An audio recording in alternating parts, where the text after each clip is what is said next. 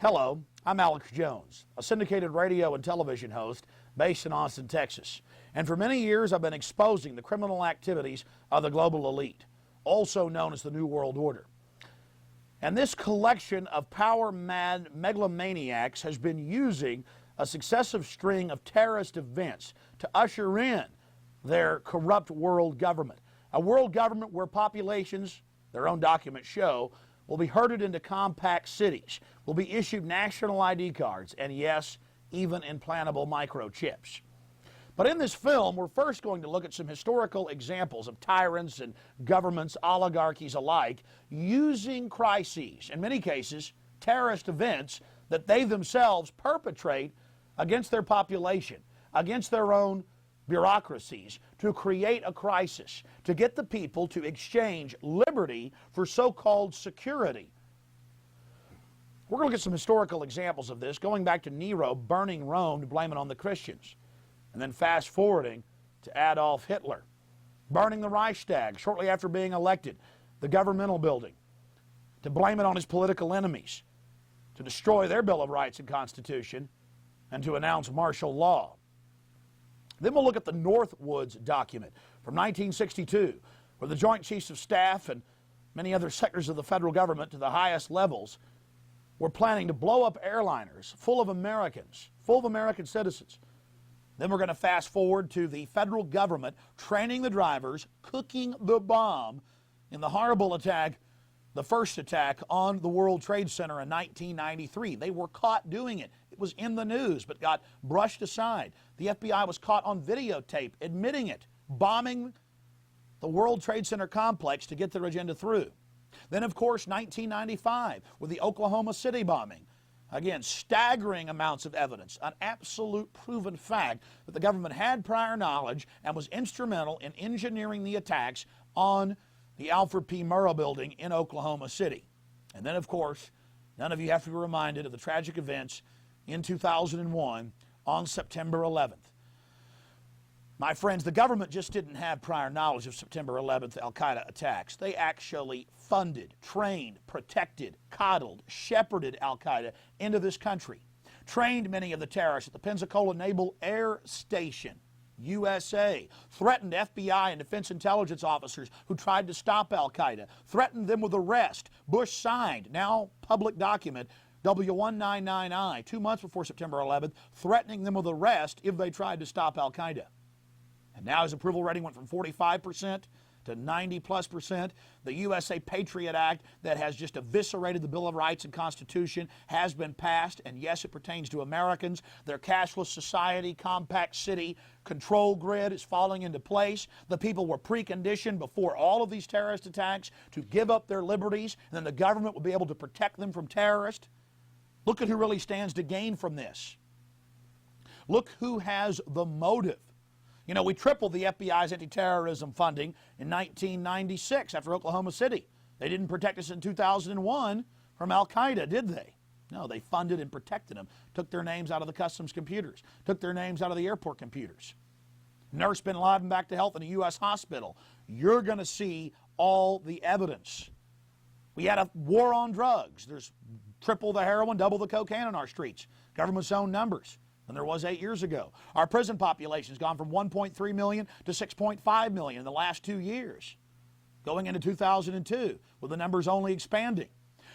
We had a war on poverty. There's more poverty. A war on illiteracy. There's more illiteracy. Now they're going to have this war on terrorism. You're going to see only escalations in it because the government only gets more power, more control over our lives, more funding after each horrible event. 12 people die at the first World Trade Center attack, 168, Oklahoma City, 3,000 plus, the second World Trade Center attack by the government. And now they're telling us get ready for more attacks. And yes, if we don't take microchips, if we don't accept a microchip population, then we're going to get attacked again. And already the states admit they'd already been implementing a national ID card scheme. And then, of course, the total goal. Why the New World Order is pushing all of this. We know they want tyranny. We know this global government is behind it. They're now publicly talking about a New World Order. How did they get all this? And what's their final goal? A world population reduction of 80% everyone crammed into compact cities, and yes, the United Nations is preparing to release mass plagues on the earth because the elite want the life extension technology for themselves. They know that technology is a double-edged sword that can be used to empower humanity or that can be used to totally enslave humanity. And they know they're in a race against time, that their window of opportunity is closing. And they've got to dehumanize us, they've got to enslave us here on the global plantation now, or they're going to lose control. The New World Order is run by absolutely ruthless individuals, hell-bent on dehumanizing the entire human community, obsessed with total control. These megalomaniacal Satanists are absolutely sworn to the creation of a worldwide tyranny called the New World Order. This is the evidence, and it is conclusive. 911, the road to tyranny. War. Empires are built and maintained by it. Populations rally during time of war. Nothing centralizes power like it on Earth. All throughout history, leaders have used this unifying force to control populations. Humans instinctively shift into mindless groupthink when faced by an outside threat, whether real or manufactured. But now, in the 21st century, the system of control continues, but with more sophistication. You see, if there isn't an enemy to fight, you have to manufacture one. In AD 64, on the 10th of August, Nero, emperor of Rome, set the city ablaze while he fiddled. You see, he had a problem. The Christians were getting too popular. Of course, after he torched Rome, people were more than happy to rip them limb from limb in the arena. The persecution of the Christians is only one of many ancient examples of governments persecuting populations after creating crises. On February 15, 1898, treason was committed by William McKinley's Navy when they blew up their own ship in Havana Harbor to create a pretext for war with the Spanish government. Adolf Hitler had already been elected president, but he wanted to abolish the chancellery and make himself Fuhrer. And to do that, he had to create enough of a crisis to create massive levels of fear in the population so that they would willingly lay down their republic and give it into the hands of this monster. On the night of February 27th, 1933, Adolf Hitler's stormtroopers, historical documents now conclusively show from Nazi archives, burned the Reichstag government building to the ground. A wave of arrests then took place across the Reich as the Fuhrer told the people, "Yes, I will protect you. You will have a utopia world. Everything will be given to you by the state as long as you offer total fealty and support of your Fuhrer." The people bought the utopia and were totally enslaved.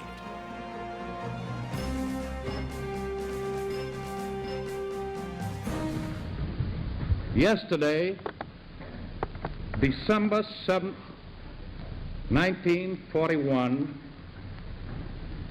a date which will live in infamy, the United States of America was suddenly and deliberately attacked by naval and air forces of the Empire of Japan. It may have been a surprise attack to the American people, but not to the federal government and the military. Months before the attack, they knew the Japanese were preparing for an all-out assault in the Pacific. And now even the History Channel admits, as well as any other historical record, that Roosevelt 12 days before knew the actual date of the attack. They had Admiral Yamamoto's communique saying on the morning of December 7th, we'll attack the Pacific Fleet at Pearl Harbor and deal a death blow. Roosevelt had campaigned on keeping America out of the war. But his backers had been funding the Japanese war machine for years, as well as funding and encouraging Hitler's blitzkrieg. They needed a global crisis to bring in a global government and the birth of the United Nations.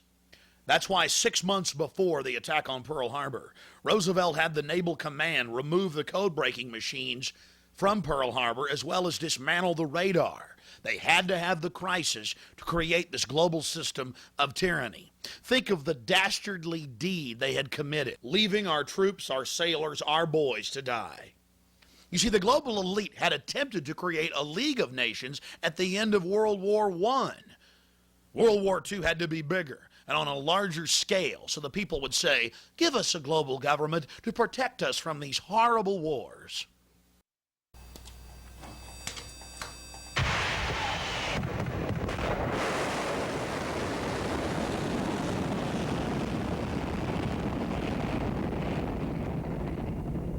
Good evening, my fellow citizens. This government, as promised, has maintained the closest surveillance of the Soviet military buildup on the island of Cuba. Within the past week, unmistakable evidence has established the fact that a series of offensive missile sites is now in preparation on that imprisoned island. The purpose of these bases can be none other than to provide a nuclear strike capability against the Western Hemisphere. In the early 1960s, the federal government needed an excuse, a pretext to invade Cuba. Seldom do we see examples as sterling as the Northwoods document, where the federal government actually put the plan to paper. It was actually carried in published media reports in ABC News and, of course, the Baltimore Sun. The federal government proposed blowing up airliners full of Americans, saying that casualty lists in U.S. newspapers would cause a helpful wave of indignation. The mad general, the architect of this plan, was General L.L. Lemonster, Chairman, Joint Chiefs of Staff. He got approval for his Faustian plan all the way up to the Secretary of Defense. President Kennedy was not amused. In the plan, they elaborated on how they could bomb Washington, D.C. and blame it on Cuba. Attack Marines at Guantanamo Bay using U.S. Army soldiers dressed up as Cubans. Or, they said, just like the sinking of the Maine to get into the Spanish-American War, we could blow up a ship again. Here they are admitting the problem reaction solution system and how effective it is to motivate the American people to get them behind a war, a nuclear war with Cuba and the Soviet Union. And you didn't believe that the government was capable of hijacking its own aircraft and killing its own citizens.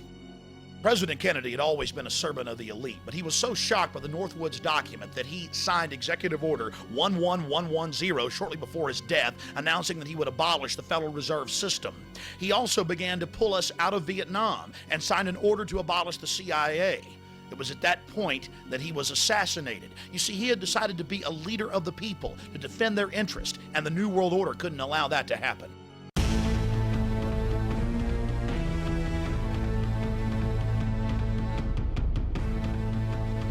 Now you'll see the evidence of the federal government targeting the World Trade Center twice. October 28th, 93, and October 31st, 1993, New York Times, as well as the December 15th Chicago Tribune.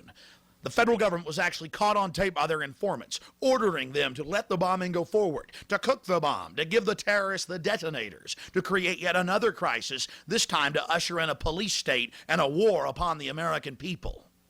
Unlike the Northwoods plan, the FBI actually carried out the attack on the World Trade Center in 1993. They actually hired a retired 43-year-old former Egyptian army officer, Ahmad Salam, and paid him $1 million and gave him real explosives, a detonator, and told him to build a bomb and to give it to the foolish people that he was controlling to allow them to attack the World Trade Center complex.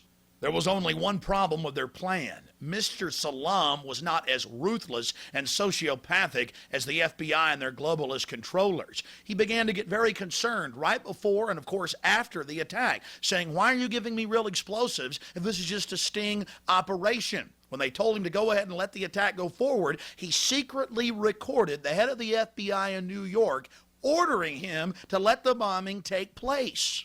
It's very important to understand that all the evidence you just saw is documented, 110%. It is part of the public record. The FBI admits it, but the media wrote a few stories about it. There were a couple of nightly newscasts. It was never heard of again. But unlike Pearl Harbor, where the government allowed the Japanese to attack as a pretext for war, the federal government financed and controlled this attack on the World Trade Center to create a system of anti-terrorism, to sic a homeland security system on the American people. There was only one problem. The drivers of the truck didn't park it up against the main support column as they had been ordered to do by Mr. Salam and the FBI. No, my friends, they parked it about a dozen feet away, and so it didn't bring down the building. And in consequence, they didn't get the massive death toll they needed to create the martial law system they were hell-bent on implementing against our constitutional republic and the American people. To the American people's horror, the feds finished the job on September 11, 2001.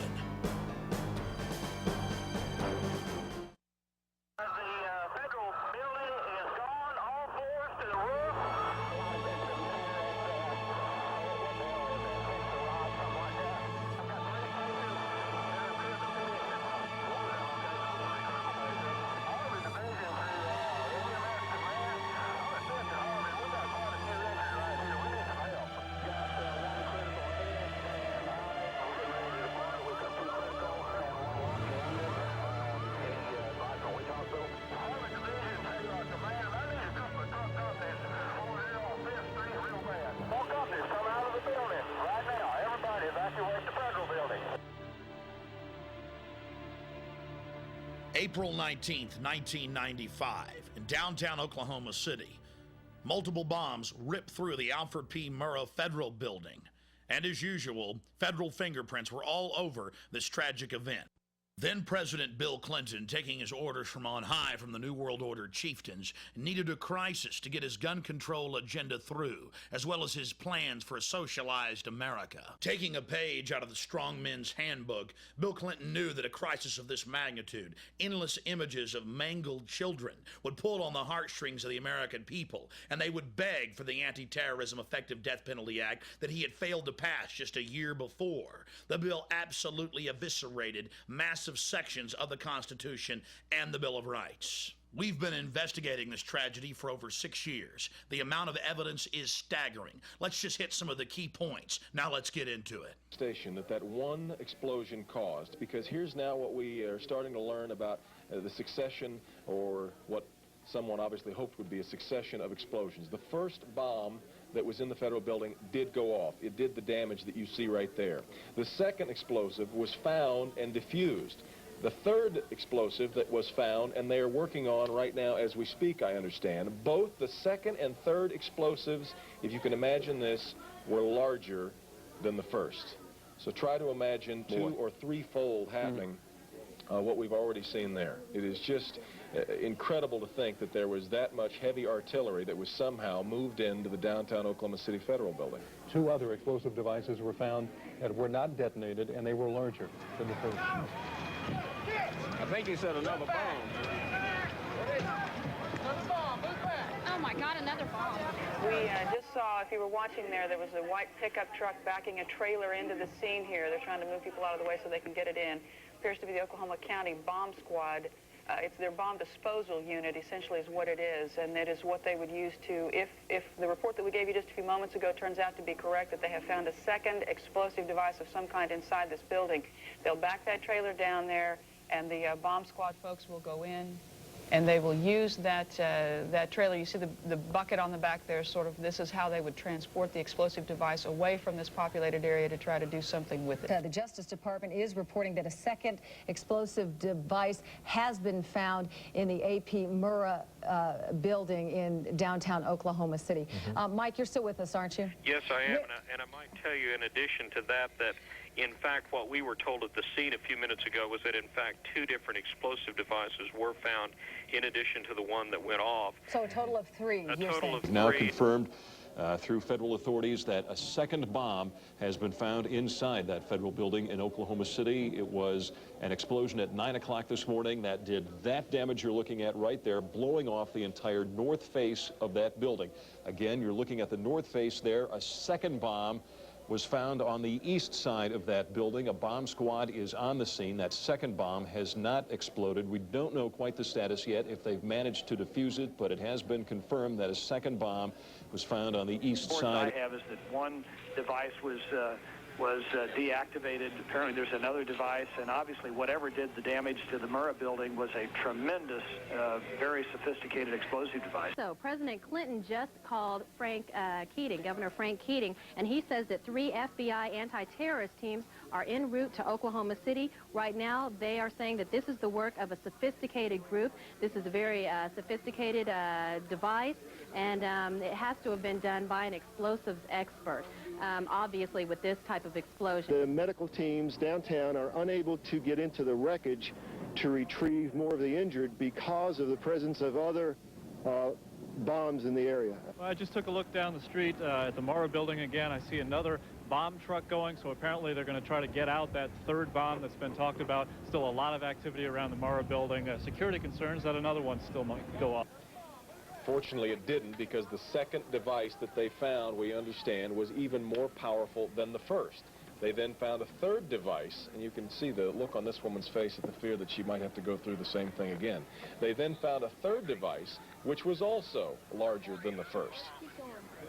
Hard to feel lucky at this point, but certainly through some good work by some munitions experts and the explosive sniffing dogs, further tragedy has almost certainly been averted here. But it was a great stroke of luck that we actually have got diffused bombs. It's through the bomb material that we will be able to track down who committed this atrocity. It would have been an incredible help to have been able to get a hold of those unexploded bombs. Unfortunately, the BATF, according to police and firefighter testimony, were inside removing them and spiriting them away because they had to keep their story straight that there was only one bomb, a truck bomb. Out of hundreds of people we interviewed, we couldn't find a single person who said they'd heard only one explosion. But, you know, Did you live here, Charles, at the time of the bomb? I live here. I work right here in this building. I was at work. I was at work. Did you feel it? Yeah, I thought this building was blowing up. How many blasts did you feel? 2. And how far apart were they? Oh, probably about boom, and then it's boom.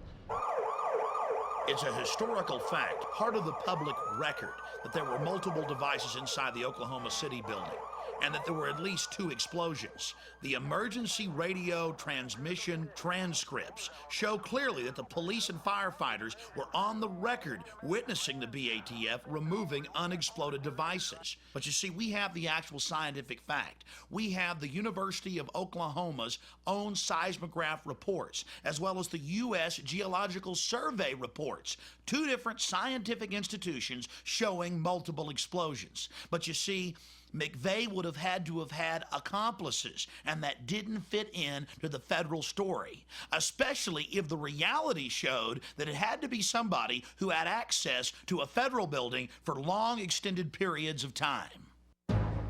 General Benton K. Parton is the former head of Air Force weapons development and had over 30-plus years running the Air Force weapons development program. He has multiple engineering degrees. General Parton was amazed by press reports claiming the building had been blown in and that a truck bomb could cause that damage, when even basic understanding of explosive signature shows that the building was blown not from the outside in, but from the inside out. Within days of the blast, General Benton K. Parton was on the scene. But of course he was barred access. But from video as well as photographs of the columns, it was obvious to any trained eye that the columns had been blown off by shape charges. In a detailed report, the former head of Air Force weapons development laid out the physics, the mathematics. It was a physical impossibility for a truck bomb, even made of military-grade explosives, couldn't even begin to approach the damage that was brought against the Oklahoma City Federal Building. Now the seismographs come in. You see, the seismographs first registered one distinct explosion and then a group of explosions so close to each other that they couldn't be separated. You see, the feds had to have a diversionary blast. They had to be able to tell the world that it was that lone nut McVeigh out front. You see, they needed McVeigh's truck bomb outside so they could cover the fact that there was actually explosives inside the structure. And if you look at the actual crater that was there, it was so small it could hardly be measured. But later in media reports, it got bigger and bigger and bigger. Another key piece of evidence that General Parton raises is that a single bomb explosion cannot account for the failure of column B, which was further from the truck bomb than columns B4 and B5, which did not fail. He concludes that the asymmetrical nature of the damage to the Murrah building is one indication of demolition charges were being used in the bombing. In modern history, literally thousands of structures of every type and design have been destroyed commercially to make way for new structures. But that didn't matter to the BATF, the federal government, and the media. They turned structural engineering on its head, telling the world that a single truck bomb actually did this damage, and with this signature that clearly showed that the building had been blown out, not in. Not only was the scientific and engineering world in shock disbelief, the general public wasn't buying the story because they'd seen what had happened. Now let's go to an actual news report the day of the tragedy. Some of the floors have just crashed together. I mean, there are some points where you just literally can't get in at all. And then from Chopper 4, at some particular points, we could see all the way through the building. That's the force of the explosion. It just blew out all the walls and everything inside. Blew out all the walls, blew out all the walls, blew out all the walls. Outraged by the federal cover-up, leaders from across Oklahoma, led by State Representative Charles Key, banded together to put together the final report, 550 pages detailing this criminal federal operation. Now let's look at the cowardice of the BATF. You see, they got a warning, but they didn't pass it on to the children in the daycare center. What he told him is that he thought that they had received a tip that morning of the bomb. Yet another witness, a rescue worker, says after she talked with an agent at the bombing scene, she also suspected the ATF was warned and agents stayed away from their office that morning. I asked him if his office was in the building, and he said yes, and I asked if there were any ATF agents that were still in the building, and he said, no, we weren't here. Witness number 1 approached an ATF agent nearby. He claims he asked the agent what had happened, and witness number 1 says this is what the agent told him. He started getting a little bit nervous. He tried reaching somebody on a two-way radio. Couldn't get anybody, and I told him I wanted an answer right then. He said they were in debriefing. None of the agents had been in there. They had been tipped by their pagers not to come into work that day. Plain as day out of his mouth. They were tipped. Why wasn't anybody else? There was a lot of people, good people, died down there. And if they knew, they should have let everybody else know. Oklahoma City paramedic Tiffany Bible, who heroically responded just minutes after the blast on April 19, 1995, swore in an affidavit that when she arrived, the BATF was in full mop gear, bomb gear that takes at least 30 minutes to put on. When she asked them, oh my goodness, were you guys hurt inside the blast? They said, no, we got tipped off by our pagers not to come in today. Agents forewarned about a bomb in Oklahoma City. Did they know the Murrah building was a target? The ATF says no, absolutely not.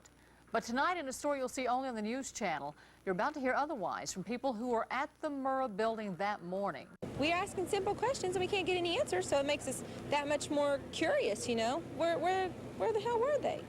The news channel did ask for a private meeting with ATF officials to discuss the credibility of these witness reports. But the ATF refused, saying they had no more to say on the subject. Lee Harvey Oswald acted alone, and so did Timothy McVeigh in Oklahoma City. So we're meant to believe. But hundreds of eyewitnesses reported seeing Middle Eastern men crawling all over this operation. Let's look at John Doe number 2. Because I sat there and I seen McVeigh was with another person. Do you have any doubt in your mind that there was a passenger in the Ryder truck? That's even more. I have no doubt there was definitely a second person, no matter what. There was 2 people in this vehicle. John Doe number 2, and there was a $2 million price put on his head, and now they're saying there's no John Doe number 2. And our witnesses picked out of photo lineups. The news channel shared the information and surveillance tapes of this man with the FBI. They've had some of that material long before our reports went on the air. In the building, and I looked out the window, and I seen a Dodge truck, and I seen the man get out of the Dodge truck. She was just 10 feet away from the man depicted in this sketch when he stepped out of the Ryder truck. He was olive complexion, and he was, he had black curly hair.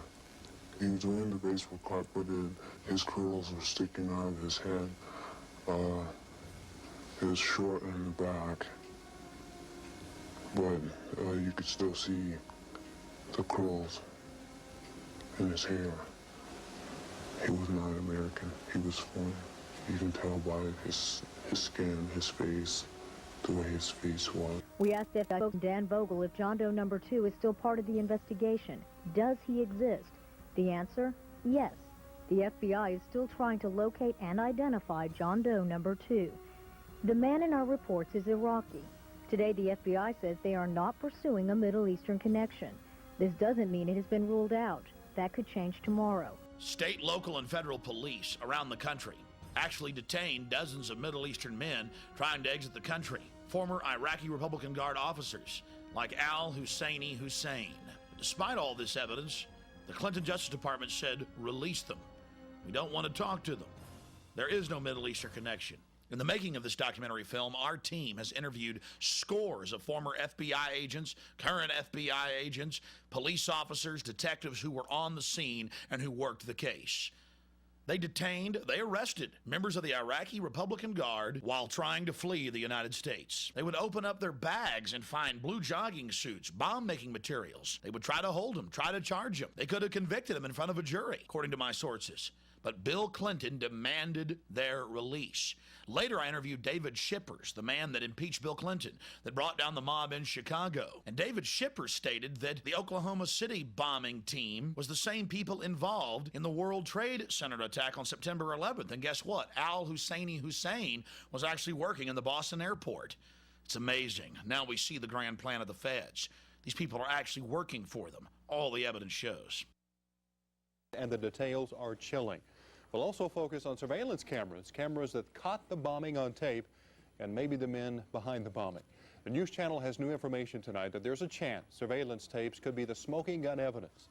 Now, we asked candid questions in a rare face-to-face meeting with ATF officials close to the investigation. We learned that video collected from downtown businesses the morning of April 19th may someday be played before a jury. Officials won't say who or what exactly is on the tape. However, numerous sources have confirmed the tapes exist and that they reveal more than one bomber. So what evidence are they asking for? They're asking for video taken from the Ryder truck from the Rigi Towers. Well, Kevin, it's a question we've all been asking. We've been asking that question since we first broke the story that surveillance cameras aimed at the federal building could have captured all those involved on tape. Now, sources have confirmed those tapes exist and that they show more than one bomber. The FBI also confirmed those tapes exist when they refused to release them, claiming the video is part of a criminal investigation. And now, for the first time, we get an on-the-record response from the head of the Dallas office, ATF. We learned that videotape could be unveiled as part of the prosecution's case. No officials will discuss specifically what's on the video, but we have been able to recreate some of what may have been captured by downtown surveillance cameras through the eyes of the witnesses. Now, you're looking at a computer recreation of the final movements of the Ryder truck according to the people who crossed its path at 5th and Harvey, moments before the explosion. Tonight at 10, the witnesses will detail their memories of how they believe the suspects carried out the crime and made their getaway. Now, all these accounts share a common and unsettling similarity. The witnesses say they saw several accomplices, including the infamous John Doe number 2. ATF officials tell us the elusive John Doe is still part of this case, but will not comment any further. However, they did tell us that there's a lot about this case we don't know yet, information you can't find in the indictments against Timothy McVeigh, Terry Nichols, and Michael Fortier. It was just hours after the bombing when the News Channel first told you about the possibility that surveillance cameras may have captured the explosion and the killers on tape. Our sources and sources for the LA Times describe what's actually on those tapes. The information shows some huge surprises, the biggest that it may have been John Doe number 2, not Timothy McVeigh, who detonated the bomb. Brad Edwards has the latest on the investigation in this exclusive News Channel report. Our new information comes directly from a source that has seen parts of those surveillance tapes. It also comes from reports now in the Los Angeles Times. But perhaps the biggest surprise is contained in the News Channel's own information.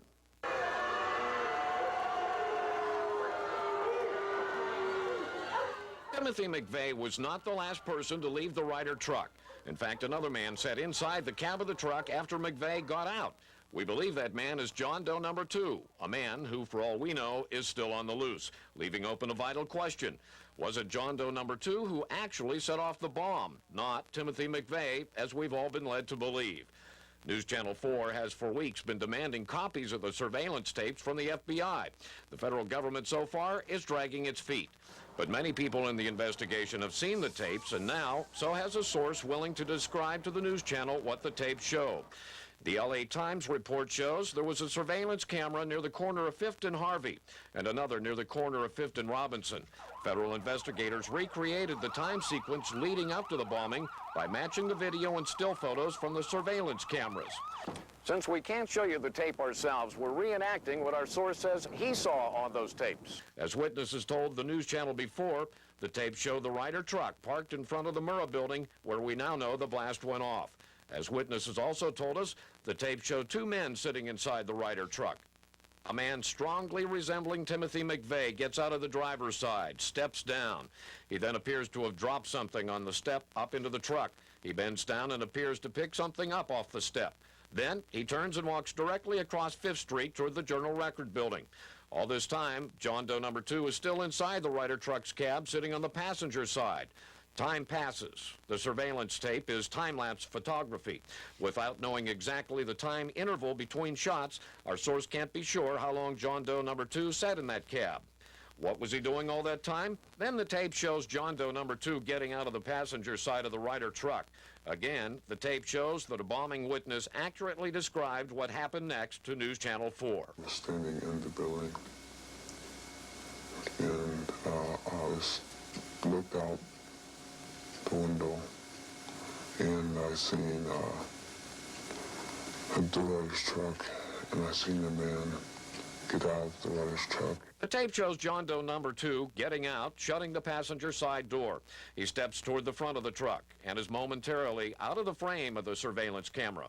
But shortly, he appears back in frame, walking toward the rear of the truck, still on the sidewalk in front of the Murrah building. Again, he turns east toward the front of the truck, looking toward the street.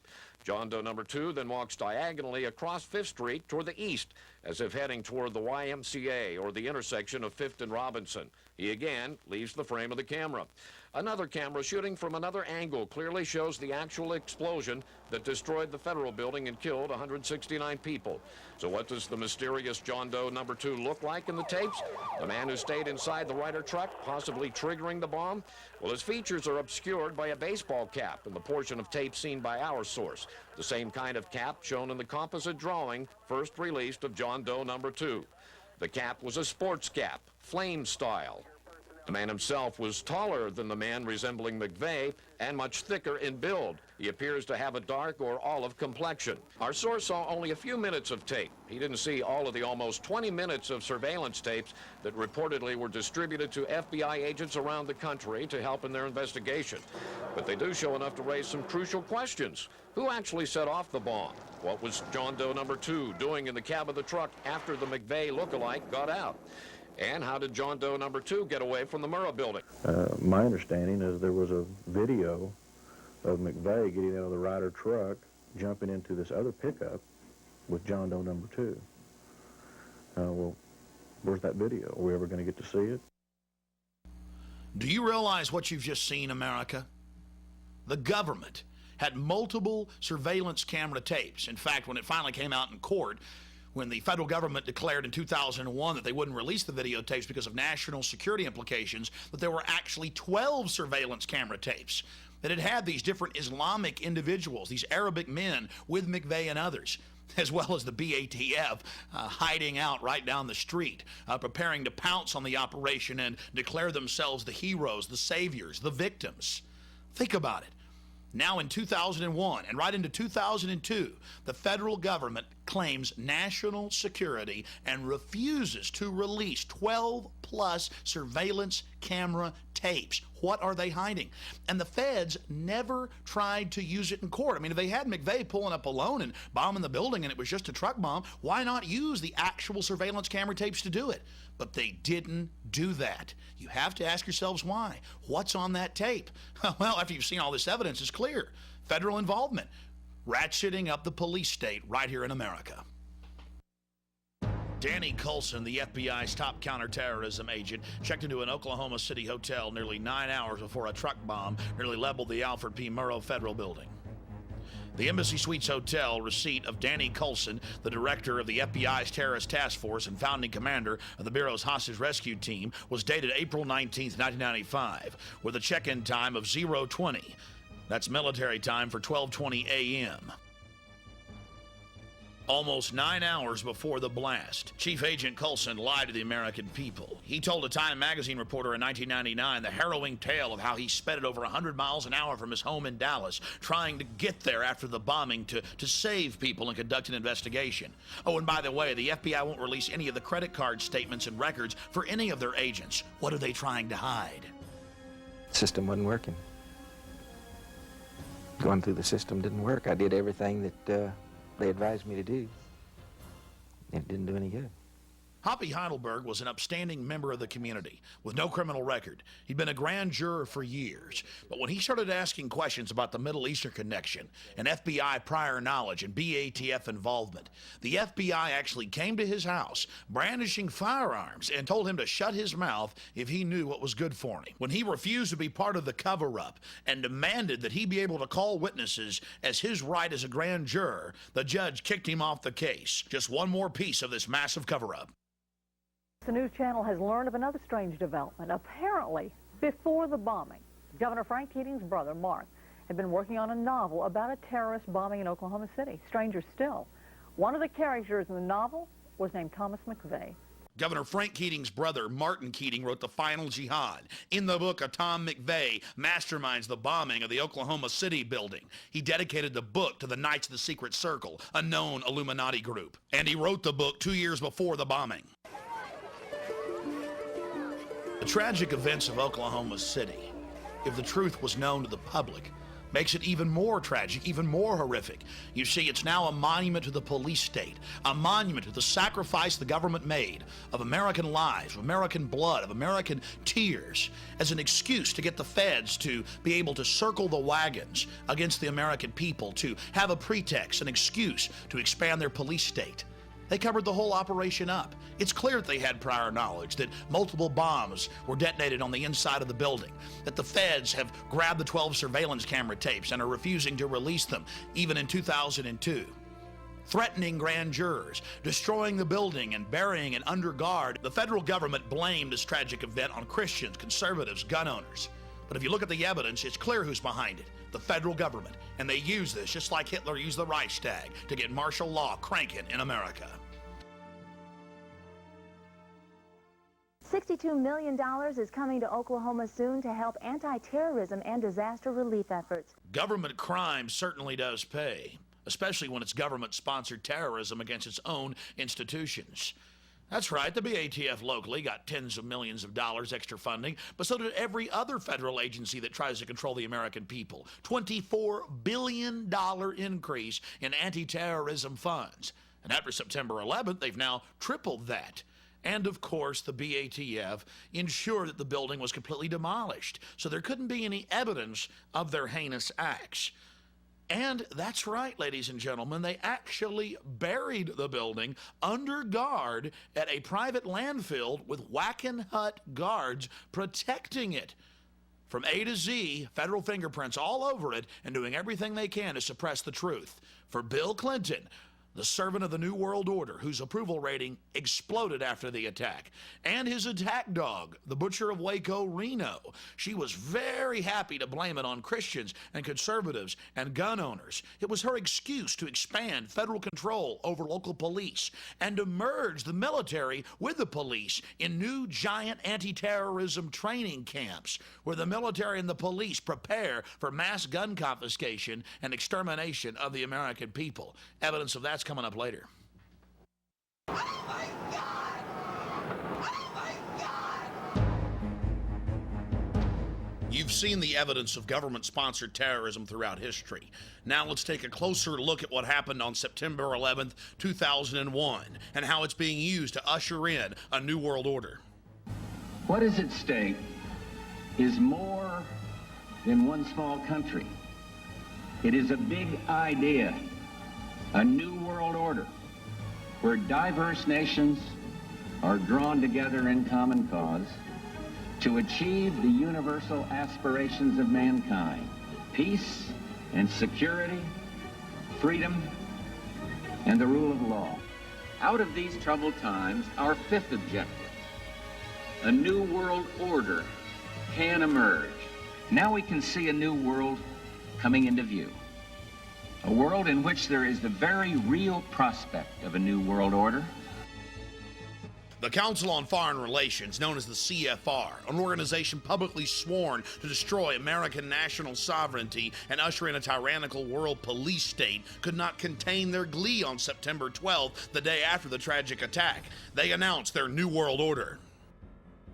There is a chance for the President of the United States to use this disaster to carry out what his father, a phrase his father used, I think, only once, and hasn't been used since, and that is a new world order. There it is, the CFR actually admitting that this crisis was helping them to bring in a new world order, global government. And how would they get that job done? You see, for decades, going back to Jimmy Carter and Brzezinski, the national security advisor, they had been breeding, creating these terrorist organizations, funding them and training them to attack America. Brzezinski, co-founder of the Trilateral Commission with David Rockefeller and other luminaries of the global system, actually bragged in his 1998 book, these criminals love to brag, The Grand Chessboard, of how America would be attacked by Afghan terrorists and how global government, a war for global government, would then take place in Central Asia. How it could be used to roll out national ID cards and a global police state here in the United States. All of this being planned back in the 70s, 80s, and 90s. The relationship between the CIA and the Afghan freedom fighters, the Mujahideen, even predates Ronald Reagan. The bonds that were forged there with the Central Intelligence Agency led to the creation of their super asset, Osama bin Laden, the rich Saudi Arabian sheik whose family to this day builds all U.S. military bases in the Middle East, North Africa, and in Central Asia.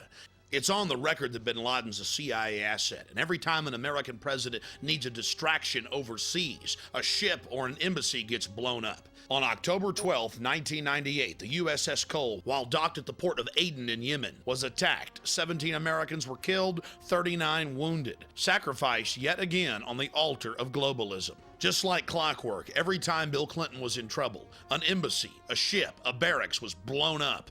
Just like Oklahoma City, the CIA asset bin Laden was delivering time and time again, and Bill Clinton was there protecting him, refusing to allow foreign countries like Sudan, even Iraq, and Afghanistan to give them the files of where al-Qaeda was in the world, and yes, where they were active even in the continental United States. Sudan even offered to arrest bin Laden 3 separate times. Bill Clinton answered by bombing with state-of-the-art cruise missiles their only pharmaceutical plant.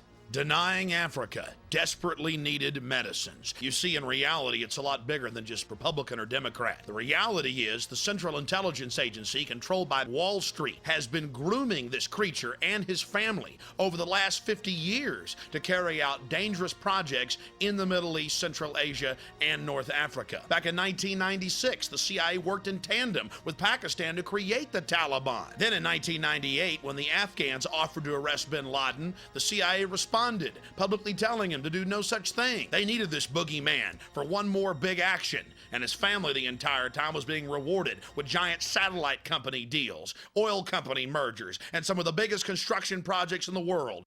New world coming. America will become increasingly vulnerable to hostile attack on our homeland, and our military superiority will not entirely protect us. Americans will likely die on American soil, possibly in large numbers. Americans will likely die on American soil, possibly in large numbers. Possibly in large numbers. Possibly in large numbers. Shortly after September 11th, witnesses came forward documenting that bin Laden had actually met and planned the September 11th attacks with the CIA for 10 days in Dubai in an American Army hospital. French intelligence was so upset by what they had learned that they actually got media reports published before September 11th, specifically warning that bin Laden was planning to hijack aircraft and fly them into tall buildings in downtown Manhattan, as well as the Pentagon. Of course, the Pentagon, the Defense Department, didn't need to be warned. First media reports that came out said that 5 of the hijackers had been trained at the Pensacola Naval Air Station. Later media reports in the Pensacola News Journal confirmed that 3 of the hijackers had been trained at the Pensacola Naval Air Station 2 years before September 11th. The San Francisco Chronicle also reported that one of the top lieutenants of al-Qaeda was actually an FBI asset, not to mention a member of the U.S. Army. The next piece of evidence you're about to see is the biggest smoking gun of them all. President George W. Bush signed Presidential Decision Directive W199I, telling FBI agents as well as defense intelligence officers that if they tried to stop al-Qaeda, they would be arrested under national security implications. It's been in every publication from the Wall Street Journal to the Washington Times. Actual lawsuits have now been filed by FBI agents who are outraged by the fact that they were not allowed to stop al-Qaeda. The global crime syndicate that George W. Bush and his family fronts for has everything to gain from the September 11th attacks: a national ID card, a national control grid, a cashless society. It's part of the public record. George Bush signed the documents threatening Defense Intelligence and FBI agents with arrest if they stopped al-Qaeda. This is the most absolutely treasonous, treacherous thing he could possibly do. George Bush is a mass murderer. Before the Bush administration shut him down, CNN's American Morning with Paula Zahn actually reported that FBI Deputy Director John O'Neill resigned because he felt the U.S. administration was obstructing the FBI and their attempt to stop al-Qaeda. They went on to report that Bush signed W199I, restricting the investigation. Again, this is high treason, absolute fact. George Bush signed this public document. BBC has a copy of it, and George Bush is an intimate partner with bin Laden, a traitor to America. Months before September 11, 2001, Indian as well as Pakistani diplomats had gone public with the fact that U.S. Special Forces were massing in Tajikistan, preparing for a full-scale invasion of Afghanistan. So the U.S. government was massing troops outside Afghanistan, publicly getting ready for an invasion right before September 11th. Another smoking gun, another red flag. We already talked about the Deputy FBI Director, John O'Neill, quitting because George Bush signed an order not allowing him to stop al-Qaeda. You're probably wondering, why doesn't he go public now? Well, there's a problem. Mr. O'Neill is dead. His new job was working as the head of security for the World Trade Center complex, and he died in the collapse of September 11th, his first day on the job.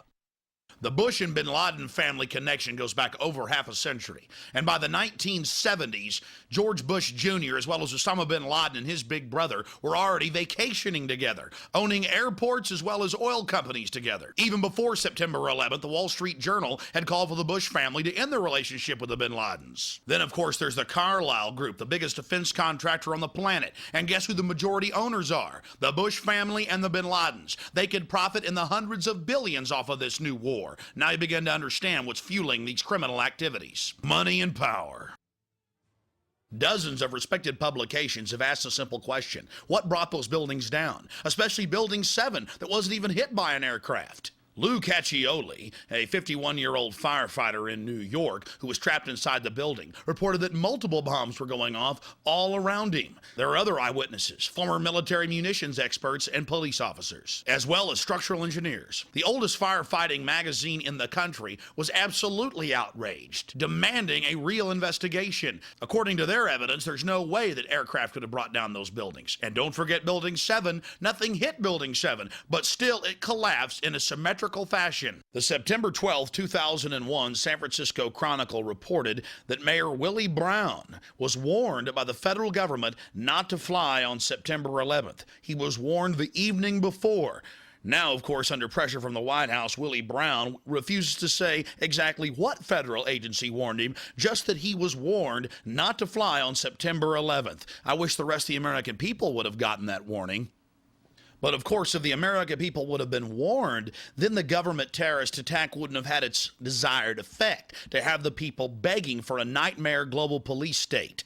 On September 3rd, Salman Rushdie, author of the Satanic Verses, got a warning from the U.S. authorities not to fly. They went so far as to ban him publicly from flying, and the FAA admits they did it on the record. More chilling evidence of the U.S. government's prior knowledge. But you're saying, hey, wait a minute, what was that whole war about? We went in there and took out the Taliban. No, they escorted a couple hundred goat herders to torture them publicly at Camp X-Ray in Guantanamo Bay. The real leadership of al-Qaeda and Taliban, the few that were left in Afghanistan when the war started, were flown out to safety and paid in gold bars in Pakistan by the U.S. federal government. Here's George Bush at the United Nations telling the people not to tolerate anyone that investigates these facts. Let us never tolerate outrageous conspiracy theories concerning the attacks of September the 11th, malicious lies that attempt to shift the blame away from the terrorists themselves, away from the guilty. I guess it's un-American to investigate the facts. Let's just call it a conspiracy theory, especially those FBI agents that have gone public about George Bush telling him not to stop al-Qaeda. Conspiracy theories, conspiracy theories. Conspiracy theories. What you're about to hear is not a Freudian slip. It's a carefully crafted speech as Bush throws it in your face about dark cults of evil gaining power off of human suffering. The hijackers were instruments of evil who died in vain. Behind them is a cult of evil which seeks to harm the innocent and thrives on human suffering. Theirs is the worst kind of cruelty. The cruelty that is fed, not weakened, by tears. Theirs is the worst kind of violence. Pure malice while daring to claim the authority of God. We cannot fully understand the designs and power of evil. It is enough to know that evil, like goodness, exists. And in the terrorist, evil has found a willing servant. Evil has found a willing servant. Evil has found a willing servant. 5 months before September 11th, David Shippers, the man that impeached Bill Clinton, that brought down the mob in Chicago, was actually getting investigative reporters on the O'Reilly factor warning of an impending terror attack on Lower Manhattan. We'll take you now to an exclusive interview with David Shippers from my syndicated radio broadcast. I began to get information concerning the Middle Eastern connection in Oklahoma City. And we've had Colonel Craig Roberts, who was a detective working the case, on this show many times, a month before the attack, predicting one was imminent, right here on this show. And he has all that same information. They actually arrested some of these guys, and the Justice Department in '95 said release them. That's right. And the word's out right even today that they're not allowed to touch them. The Oklahoma City police are not allowed to touch these people. And again, from what I'm understanding, they're up to something again in Oklahoma City. I don't know what it is or what their target is. But these same people are at it again. Now, later you got it from FBI agents in Chicago and Minnesota that there was going to be an attack on Lower Manhattan. Everybody, yeah. I mean, it's everybody, and that's what started me calling. I started calling out there. First of all, I tried to see if I could get a congressman to go to bat for me, and at least bring these people out there and listen to them. I sent them information, and nobody cared. It was always, we'll get back to you, we'll get back to you, we'll get back to you. Then I reached out and tried to get to the Attorney General when finally we got an Attorney General in there that I would be willing to talk to. And again, I used people who were personal friends of John Ashcroft to try and get him. One of them called me back and said, all right, I've talked to him, he will call you tomorrow morning. This was like a month before the bombing. The next morning I got a call. It wasn't from Ashcroft, it was from somebody in the Justice Department. One of his handlers. Yeah, and I started telling him the situation. He said, well, you know, we don't start our investigations at the top. I said, I'd like to talk to the Attorney General because this is vital. And he said, we don't start our investigations at the top. Let me look into this, and I'll get back to you. Well, as I sit here today, I've never heard from him. Now, again, David Shippers, I mean, you're big in Washington. You were the top lawyer that got Clinton impeached. You're highly respected. You know the senators, the congressmen. You're calling up. You've got these FBI agents and others feeding you this information. They're being pulled off the cases. They're angry.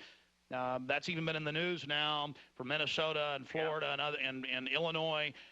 They know what's going to happen. The Sudanese in '96 and '98 tried to arrest bin Laden for Clinton, tried to give us the names of al-Qaeda. Clinton wouldn't take it. Didn't want any part of it. Wouldn't touch it. So we've got all this developing.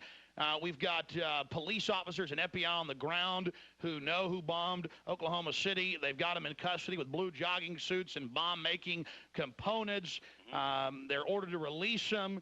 All this is unfolding. 3,500 to 5,000 Iraqi Republican Guard. We know there's a Saddam-Iraqi connection here. I mean, they knew this. Why in the world, David Shippers, did they allow this to take place is the question. I'll tell you something. This is one of the things that, to me, it is almost inconceivable that with the knowledge they had that they would turn their back, just assume that they had investigated and gone in after the Oklahoma City bombing as they're doing now. There never would have been an attack on the trade towers. As a human being, as a former prosecutor, as a lawyer, as a guy who represents agents all over the United States, it is inconceivable to me that those bureaucrats in Washington would turn their back on the obvious for their own purposes. And now the World Trade Center complex is absolutely destroyed. Yeah, there's more coming. Now, you say that from your sources, I know you represent a bunch of FBI agents that are hopping mad. You probably can't talk about the specifics. You say you're representing them. Are they getting ready to sue or something? No, well, they're hoping to. I don't want to get them in court. I want to get them into the Intelligence Committee, somebody who can go to these, someone who has the authority and the ability to go to the FBI bureaucrats and say, butt out, we're going to do this right. I'm sure you're aware that on History Channel, they've been reporting for years. It's now confirmed that we had prior knowledge of the Japanese attack and they allowed that to take place. Sure. And now you see the UN empowered, World Court empowered. Looks like the UN's going to get to take over all that oil supply there in Central Asia. The face scanning cameras were in trouble. Now they're on the fast track. Yep. This has sure brought the police state funding. Sure has. And I've been saying for years that once you have license, which we've had, the next step is tyranny, and it really is scary. The whole thing is scary. The American people are saying, I want to be safe.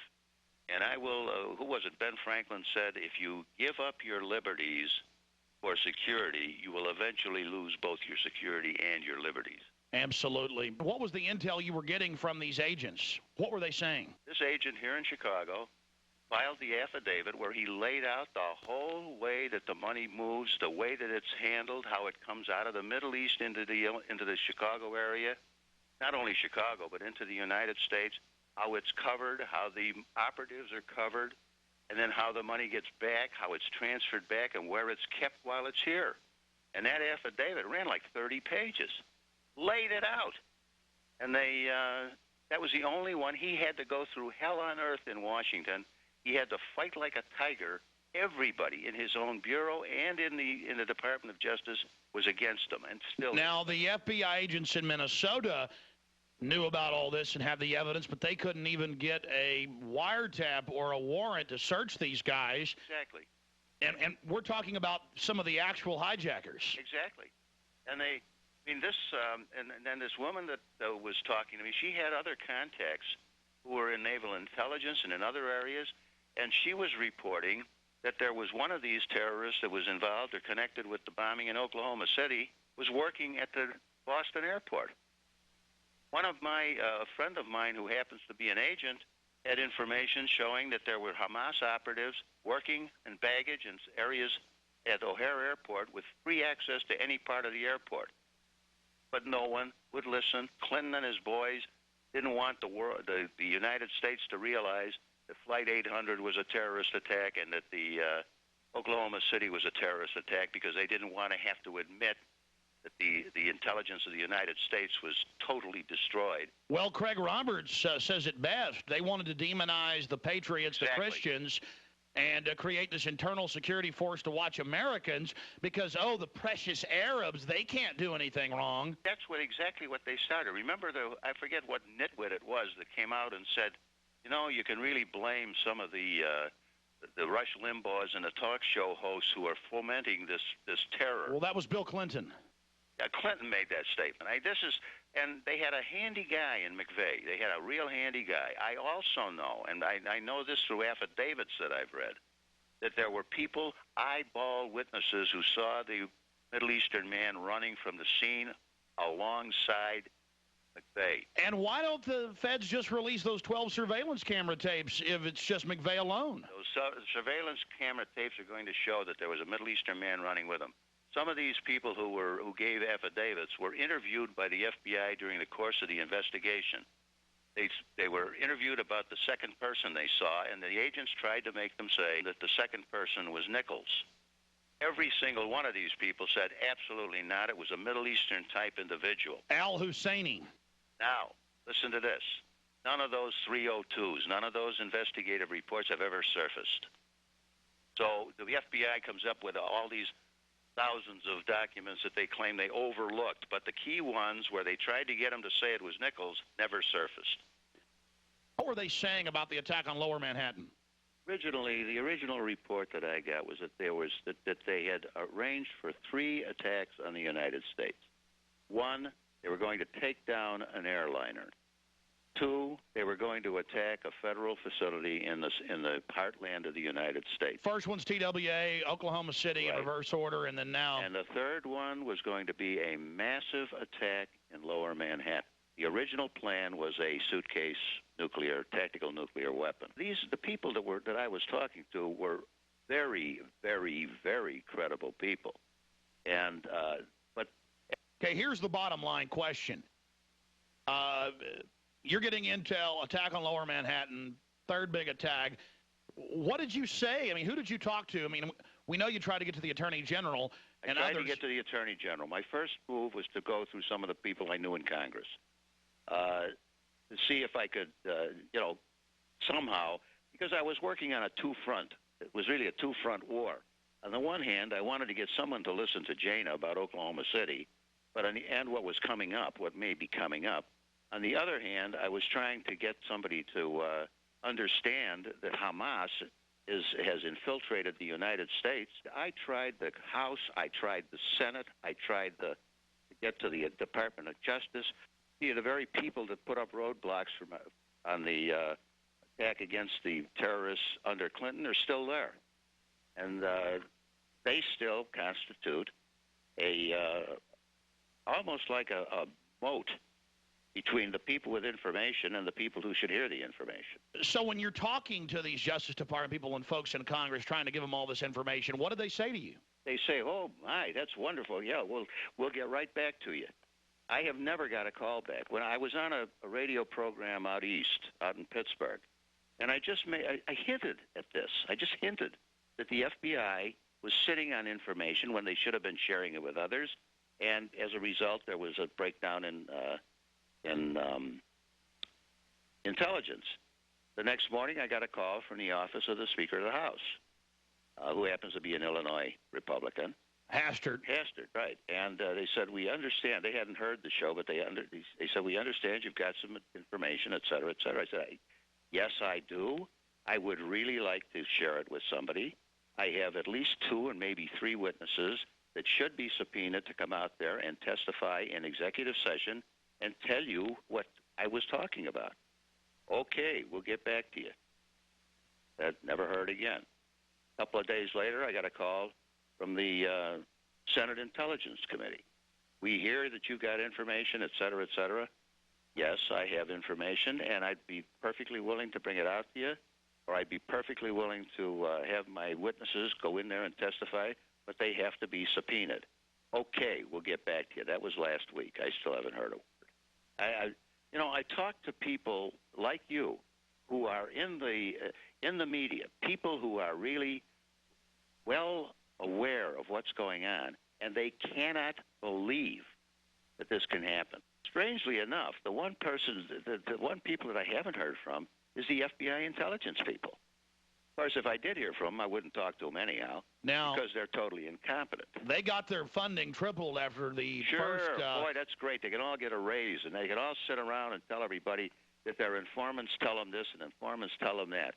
I'm still trying. And I'm still trying to get somebody to listen to me out there and listen to my witnesses and to at least take the material. Dana Davis had the same stuff she showed me. She walked into the FBI in Oklahoma City shortly after the bombing and said, here, I have all this material. It may be of some assistance to you. And they said, we don't want it. They refused to even take it.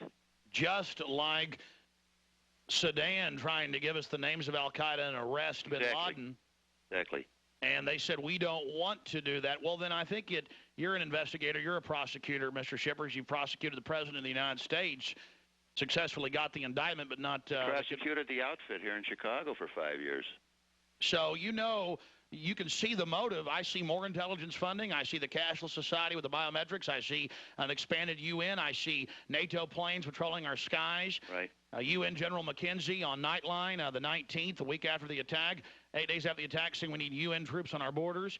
I see global government being empowered and a takeover of the Middle East and Central Asia by the West. I mean, I see great dividends for them by allowing this to happen.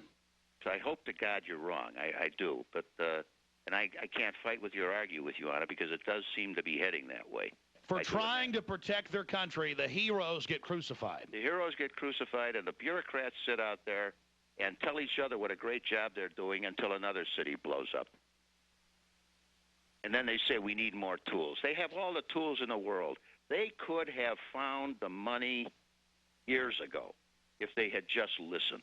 We've got to go public because we tried to do it the right way. We tried to do it by going to the people in whom you would normally repose your confidence and trust. It didn't work. Nobody cares. Well, we know this. The bureaucrats are going to get even more funding now. You want more evidence of prior knowledge? The October 24th, 2001 Associated Press reported that Ari Fleischner, in a White House press briefing, admitted that George Bush and much of his cabinet were already on Cipro on September 11th, 3.5 weeks before the first traces of it popped up in Boca Raton, Florida. This is a whole nother section. We can make a whole other film on it, but it was actually proven that the anthrax was sent from Fort Detrick, Maryland, a U.S. weapons lab, again, to create fear. Another smoking gun. It never ends. I know the information in this documentary film is extremely painful, but the facts are the facts. Bush signed a document blocking the FBI and Defense Intelligence from stopping Al-Qaeda. They're actually suing him over it now. And realize that it's Democrats as well. The New World Order controls things at the top, and if we don't hold government responsible, they're going to use this terror to get more control over our lives. Now President Bush is seeking to restrict Capitol Hill probes. He had Dick Cheney call 6 separate congressional committees and threaten them, telling them not to investigate September 11th. And of course, the president has also activated the secret government. For the first time in history, FEMA command bunkers are brimming with National Security Agency personnel. And on top of it, Congress wasn't even advised. Neither the Senate leader nor the Speaker of the House were even told, despite the fact that they are in the direct line of ascension in the chain of power. Why isn't the president including elected officials in the continuity of government program? Back in 1999, there was a rising young star in Russia. He just stepped down as the head of the KGB, the new FSB, Vladimir Putin. He was Boris Yeltsin's top deputy. But how was he going to get into office when the polls showed the people didn't want him? Simple. He was caught blowing up 3 separate apartment buildings. That is, members of the FSB were, with explosives. Moscow police actually arrested them. Now in 2002, members of the FSB, the Federal Security Bureau, have gone public with the information, as well as explosives experts and Vladimir Putin's best buddy, Boris Berezovsky. They seized his media empire when he reported the facts. Again, Moscow police back in 1999 actually caught members of the FSB planning the bombs in a 4th building to create fear throughout the population. Now other top government officials have gone public, saying that they knew the government was actually preparing to bomb buildings in 1999 as a pretext for control. And now they're actually seizing the videotape that proves it when Russian journalists as well as Russian politicians try to bring the film back into the country. So, carrying one of them terrorist manuals, are we? And it's Ashcroft standing over Uncle Sam reading a book that says the Bill of Rights. Sounds like a joke, doesn't it? You're about to see the evidence. It's actually the facts. They're teaching police that if you read the Bill of Rights, you're with the terrorist. What has America come to? We're becoming more and more Sovietized every single day, and our new gracious homeland leader is George W. Bush. It's a sick joke. Who really stands to gain from this terrorism? The evidence is clear. The forces of the New World Order. Now let's talk about terrorism. Let's talk now about terrorism and about those who see violence against innocent civilians as a legitimate means in their view to achieve their ends. This new law that I signed today will allow surveillance of all communications used by terrorists, including emails, the internet, and cell phones. The answer is yes. It's a war we have to win if we're going to protect the people of this country. I think the real issue is, what do we sacrifice, what do we give up in the process? So there is going to be a continuing trade-off between security and liberty and freedom going forward in the 21st century.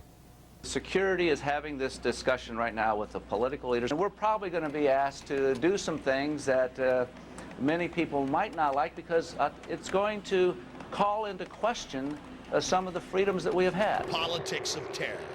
In the 20th and 21st century, inspection of any major terrorist event reveals that it is actually governments financing terrorist organizations to get a desired political outcome, to condition their population to accept higher levels of control.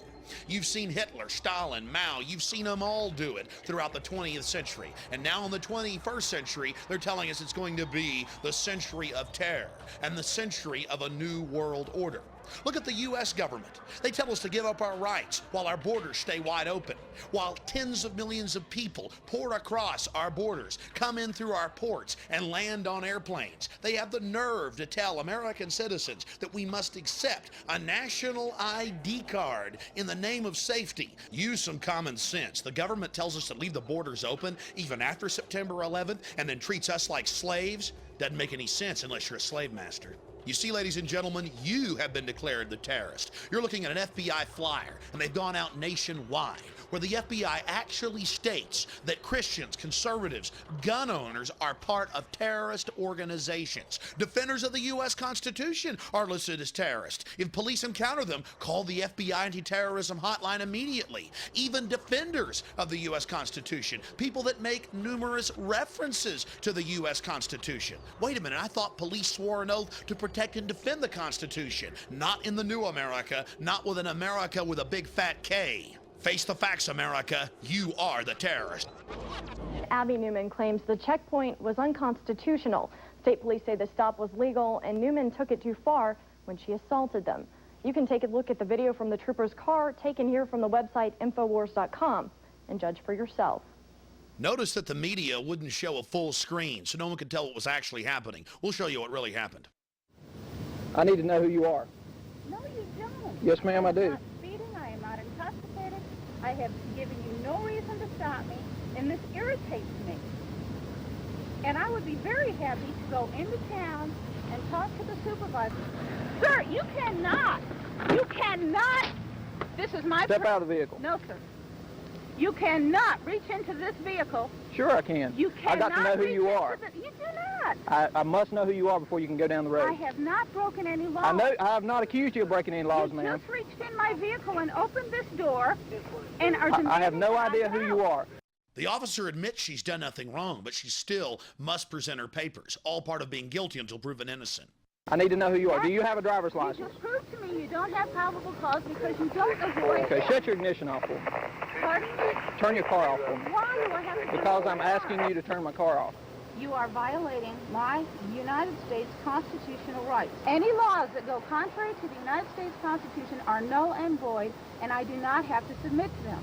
I am not intoxicated. You have already stated you don't know who I am, so therefore... That's the whole point. I don't know who you are. I've told you who I am. Okay, this is an approved checking detail site. Are you going to tell me who you are? No, sir.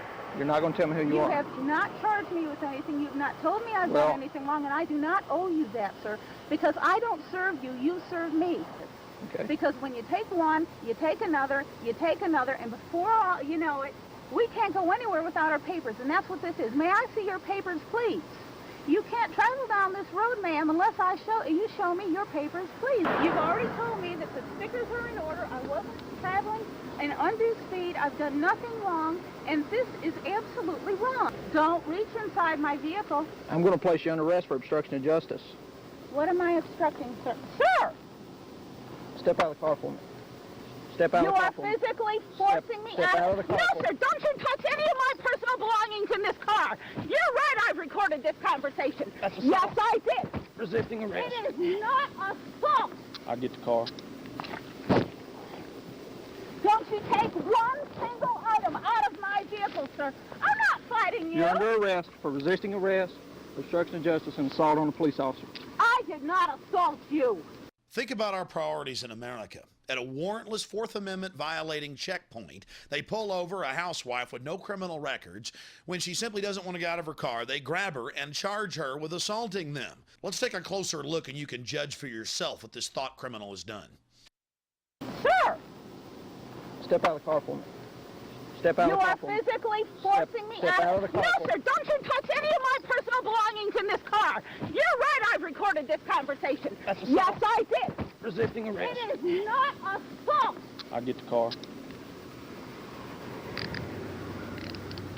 Don't take one thing You have the out right of to this remain vehicle. silent. Anything you say can and will be used against you in court. You have a right to speak to an attorney and have him present while you're being questioned. If you cannot afford to hire an attorney, one will be appointed to represent you without any cost to you before any questions if you desire one. Do you understand those rights as they've been read to you? Do you understand your rights as they've been read to you?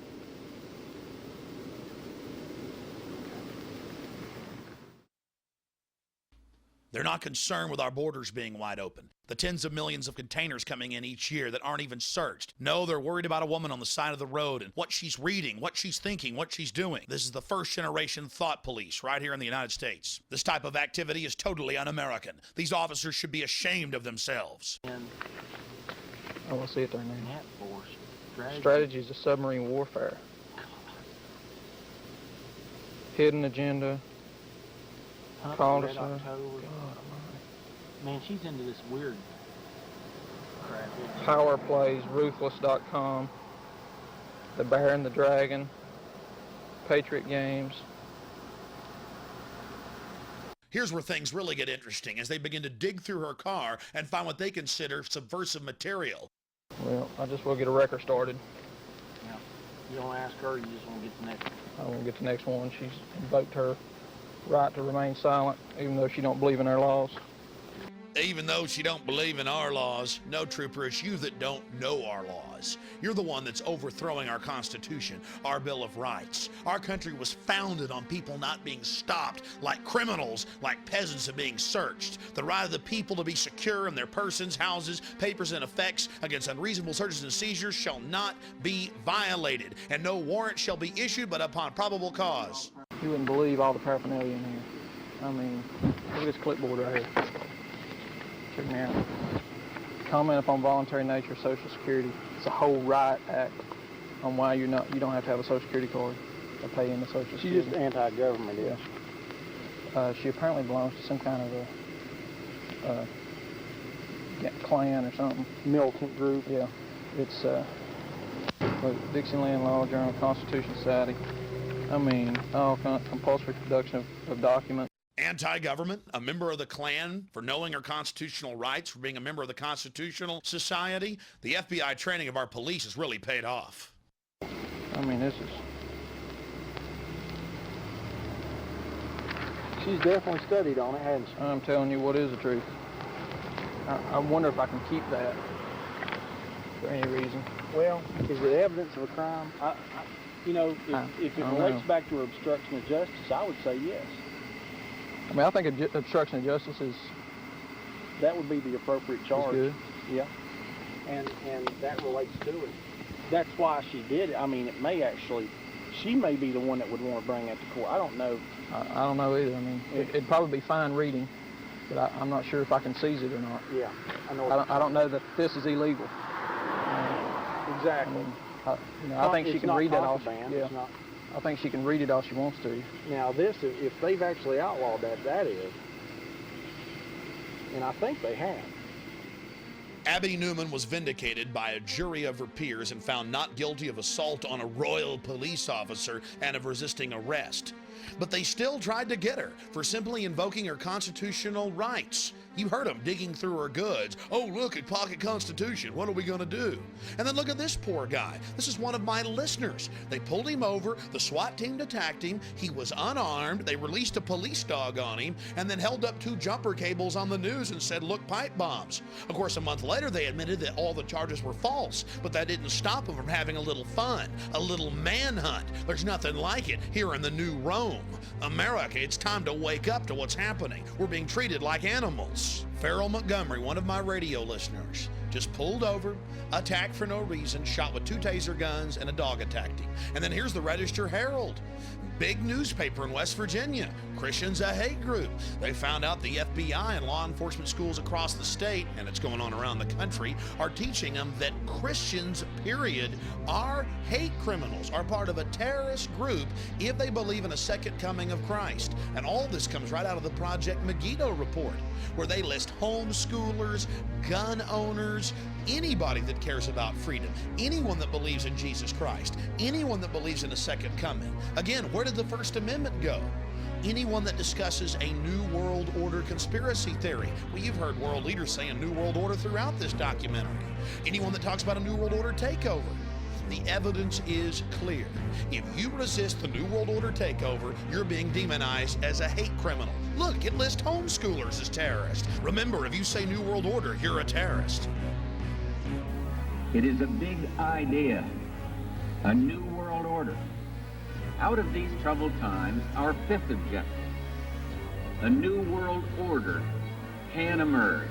Now we can see a new world coming into view. A world in which there is the very real prospect of a new world order. The President George Bush has talked time and time again about a new world order.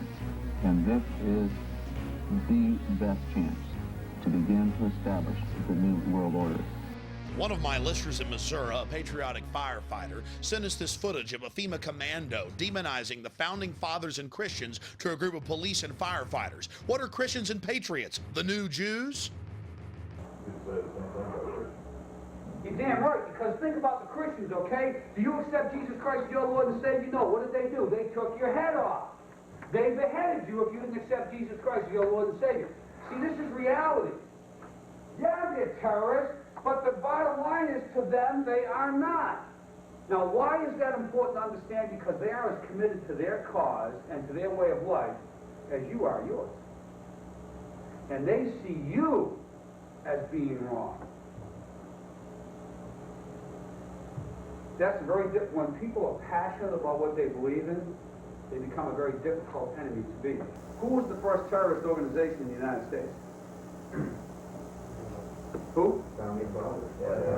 Founding Fathers. You mean Thomas Jefferson? Oh, yeah.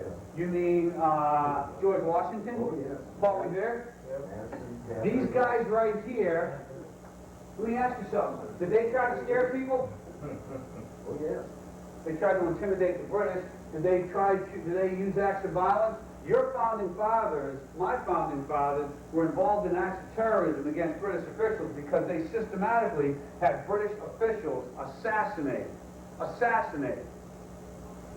The guys who we call our founding fathers, George Washington, Mr. Honest, who cut down a cherry tree and admitted it, is the same guy who signed death orders, if you will, on members of the British government, the British Crown, who they wanted to eliminate because politically they had influence in certain pockets of the United States, at that time the 13 colonies, and they wanted to divide and conquer. They may get a whole lot of civilians, and hey, I'm going to be honest with you, okay? If they killed 10,000 civilians tomorrow with a biological agent, that's too bad for them.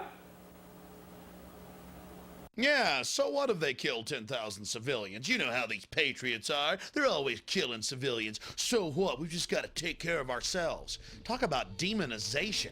If anybody's going to kill 10,000 civilians, it's the feds. All the evidence shows it's the feds killing people, 3,000 plus at the World Trade Center and Pentagon. Here's Bush signing the USA Patriot Act that literally eviscerated the Constitution and Bill of Rights. Section 213 delays warrants. It means they can sneak in your house for any reason, take whatever they want, and never even tell you they were there. But you're like, oh, that's okay. There's a sunset clause. Well, if you look at that subsection, all of the key areas that violate your constitutional rights, there are no sunset provisions. Out of 1,016 sections, 802 has to be the most frightening. You see, the definition of domestic terrorism is anyone that is involved in acts dangerous to human life that are a violation of the criminal laws of the United States or of any state. Under their definition, jaywalking is now a terrorist action.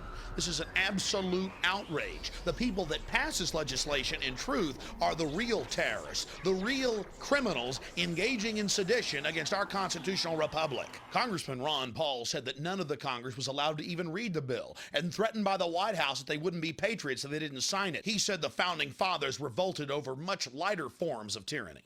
Unfortunately, we may not always be able to tell you why that agent or agents are knocking on your door. Is there a chance that some of your civil liberties may slip while we guarantee the security of this country? Maybe. Maybe. Slimeball FBI agents like Steven Steinhauser are all over the country in huge meeting halls telling people they've got to give up their liberty for security.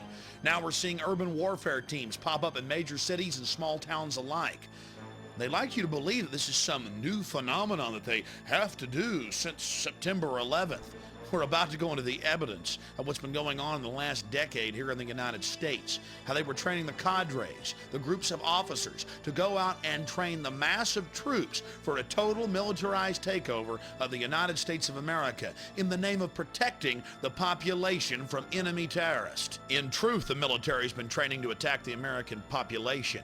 Back in 1999, Texas got hit by 6 black helicopter raids, police stations on fire, military checkpoints, mayors throwing them out of their cities, police chiefs going public. We had Czechoslovakian troops running around firing automatic weapons. And this was not a drill. This was to condition the public, to acclimate them to accept the military with foreign troops working with our local police. You're witnessing actual footage of Delta Force troops, U.S. Special Forces with Czechoslovakian troops running around in downtown Kingsville, setting fire to local structures. I thought black helicopters didn't exist. From Fort Bragg? Yeah. Delta Force? Yeah. Looking out your window and seeing unmarked helicopters and troops dressed in ninja black suits with assault rifles, it's kind of spooky. But that's the point of the operation. It's to train the public, the police, and the military that all of this is okay. The military can engage the population. Now here's the mayor of Port Aransas, and he was extremely upset. Then we'll talk to a police chief of San Antonio. Nobody wants to get in their business, but we ought to be able to answer questions, especially when they're, flying at dangerously low levels and alerting the citizenry. The chief of police of San Antonio refused for 2 years to let Delta Force take over the city. When he refused, they just did it anyway. They don't care about local authorities. Approached me and get me to change my mind. Well, then, when we said no, then some elected officials were contacted to bring pressure to bear. And then offers were made to give money, cash money, to elected officials' charities if they could get us to change our minds.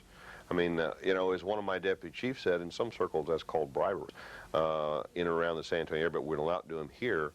Next time, I'm still getting contacted by various officials. I mean, they never would take no for an answer. So they weren't respecting your jurisdiction? They were not respecting our jurisdiction.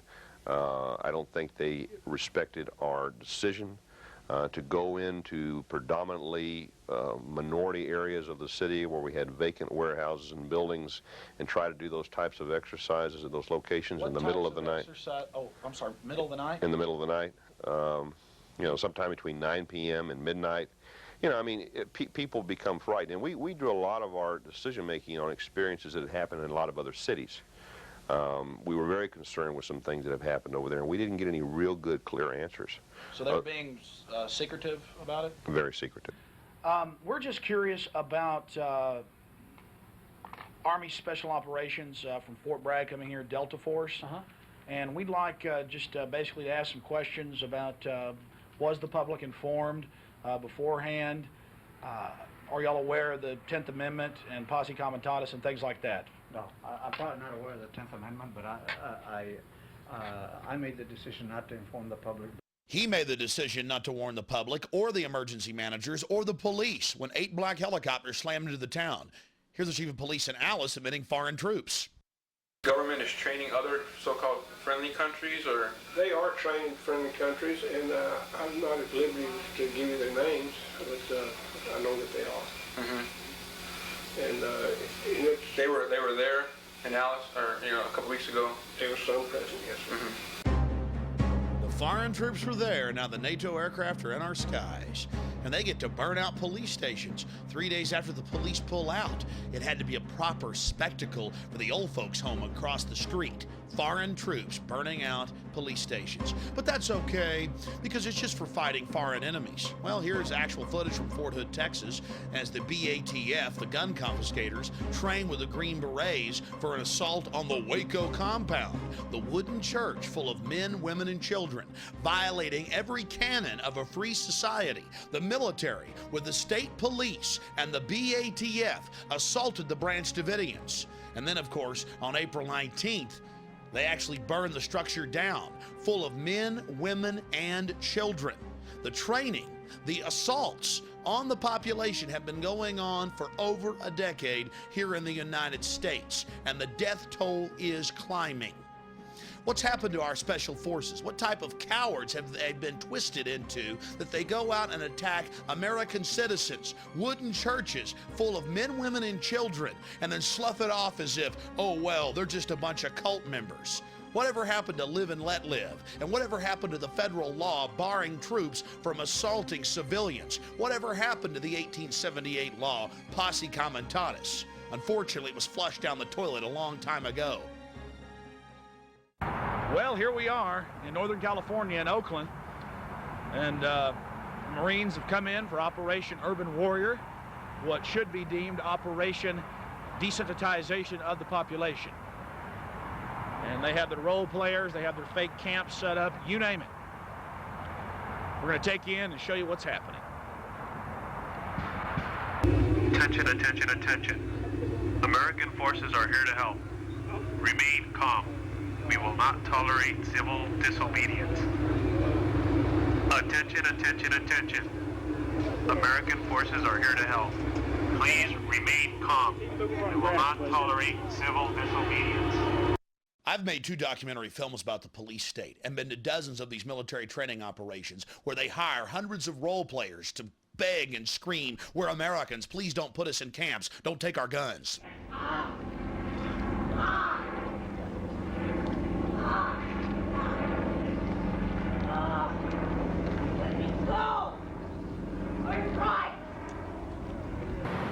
Attention, attention, attention. Due to the large number of people arriving, we'll experience a short delay. Please remain calm and cooperate so that we can process you into the camp faster. Hey, I wou de dak in de gaten. Wat? Dak?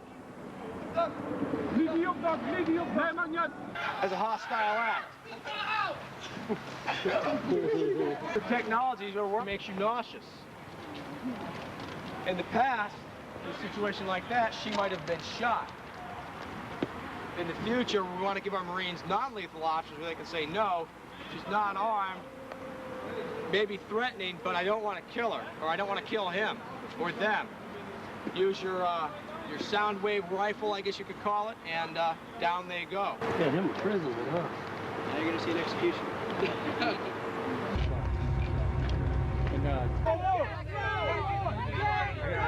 Come on, you got it. Hey, I'm an American. Take care. Let's go. Let's go. I want people dying involved. Give me one more. Back up.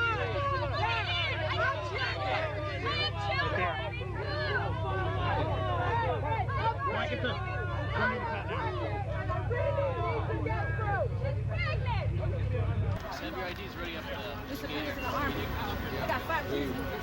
I need pampers and diapers and milk. Okay, these guys have plastic handcuffs available. Well, I think terrorism is being practiced on the residents of the city of Oakland because many of the retired teachers, retired military people have informed me that they understand what's going on, and it's not anything that relates to humanitarian training whatsoever. This is a psychological, as we in the research community say, this is a psyops. They're preparing people for what is coming, not what is being presented today. So you're saying they're preparing people to accept it with incrementalism? That is correct, like the old frog example. You know, you put the frog in the water and you just gradually continue to raise the heat on the water until the frog is cooked. That's the way it works. Of course, that was California in '99. By 2000, they were actually arresting people in Swansboro, North Carolina, and they called it training. Patrolling, taking over the city council, taking over the public buildings, running checkpoints, searching people's cars, taking them to jail, confiscating firearms, and it was in the newspaper. Oh, wow, the Marines are out on the road just helping us because the government said it wasn't a question of if, but when the next terrorist attack was coming in. We were going to have to give up our liberties for security. Remember what the FBI agent said? Are you going to have to give up your rights? Maybe, maybe. Preparing the cadres, searching people's cars, taking people to jail. Is this Russia? Is this Mexico? No, it's the new America. Searching the vehicle right now.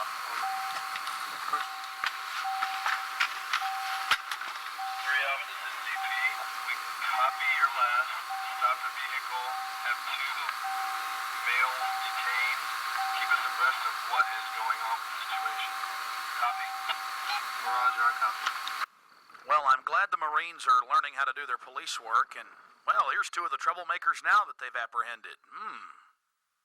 We showed you California in '99, and, of course, what was happening in North Carolina in 2000 in Swansboro. This is Hebron, Maryland, back in 1998, where they had the children running around in these little white T-shirts, and they were publicly training them to go around and find out where the gun owners were. We interviewed the commander of the Marines, and he admitted they were doing house-to-house searches with volunteers for weapons sweeps. When we talked to the Marines on the ground, they admitted that this was for a domestic takeover, to fight domestic insurgents, patrolling America, taking over the city council, taking over the town hall, working with the local police, total acclimation, total integration, total downtown Moscow, USA. And of course, they had an obsession with the youth. Large gangs of young children roving around day and night with the police and the Marines looking for the insurgents. And of course, there were hundreds of them marching around in plain clothes. America needs a secret police, don't we? Understand, this goes against the very grain of what it is to live in the United States. And I'm not against our police or our military. Think tanks, psychological warfare, psyops experts have created a program of incrementalism in the last decade that has brought us to this point in America. And now since September 11th, they have their pretext, their excuse to roll the troops out en masse. They've announced it in the Washington Post. United States Army, 365,000+ of them to patrol our highways. Imagine Marines in your backyard, in your front yard, walking down your streets in the middle of the night. Well, you're a patriot, aren't you? Well, I certainly am, but this is a deadly, dangerous precedent that's being set. They're brainwashing our military. Now, if they had nothing to hide, I'm a little confused by their actions. The police began to get more and more aggressive as the night wore on, simply because this average Joe Q citizen was trying to catch some videotape of the bizarre activities. Oh, nothing. I just said I didn't have it on then anyway. I was talking to you. I didn't have it on.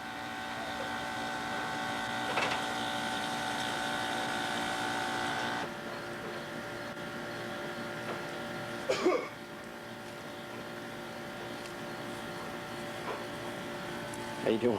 Good evening. What's that? It's a good evening. How you doing, sir? Very good. Yourself? Hey. How you doing? Not bad. Were you the same guy that was here earlier? Here's an article from February 2002 as we make this documentary. Marines are occupying multiple cities in the continental United States. And yes, they're engaging in strategic deception against the population. Jenny Hulbert, the Marine Corps Warfighting Laboratory spokesperson, told the public that, oh, this is the first time we've done something like this. It's very unusual. We've never been in an American city. We've never done urban warfare training in an American city before. Oh no, just a couple hundred times. With the local police, again, searching houses, searching cars, doing a mock takeover. The Army War College called for foreign troops to occupy the United States back in 1999, and now George Bush has actually done it. That's an article from the CBC. They want hundreds of thousands of foreign UN troops on our streets. You're not for the terrorists, are you? And they want 350,000+ U.S. troops to, quote, patrol the U.S., to patrol our highways, our neighborhoods, our communities. In total violation of posse comitatus. They admit that they're actually scrapping the law prohibiting troops. Not that it even matters, they're already militarizing our police. Our team was in Swansboro, North Carolina back in 2000.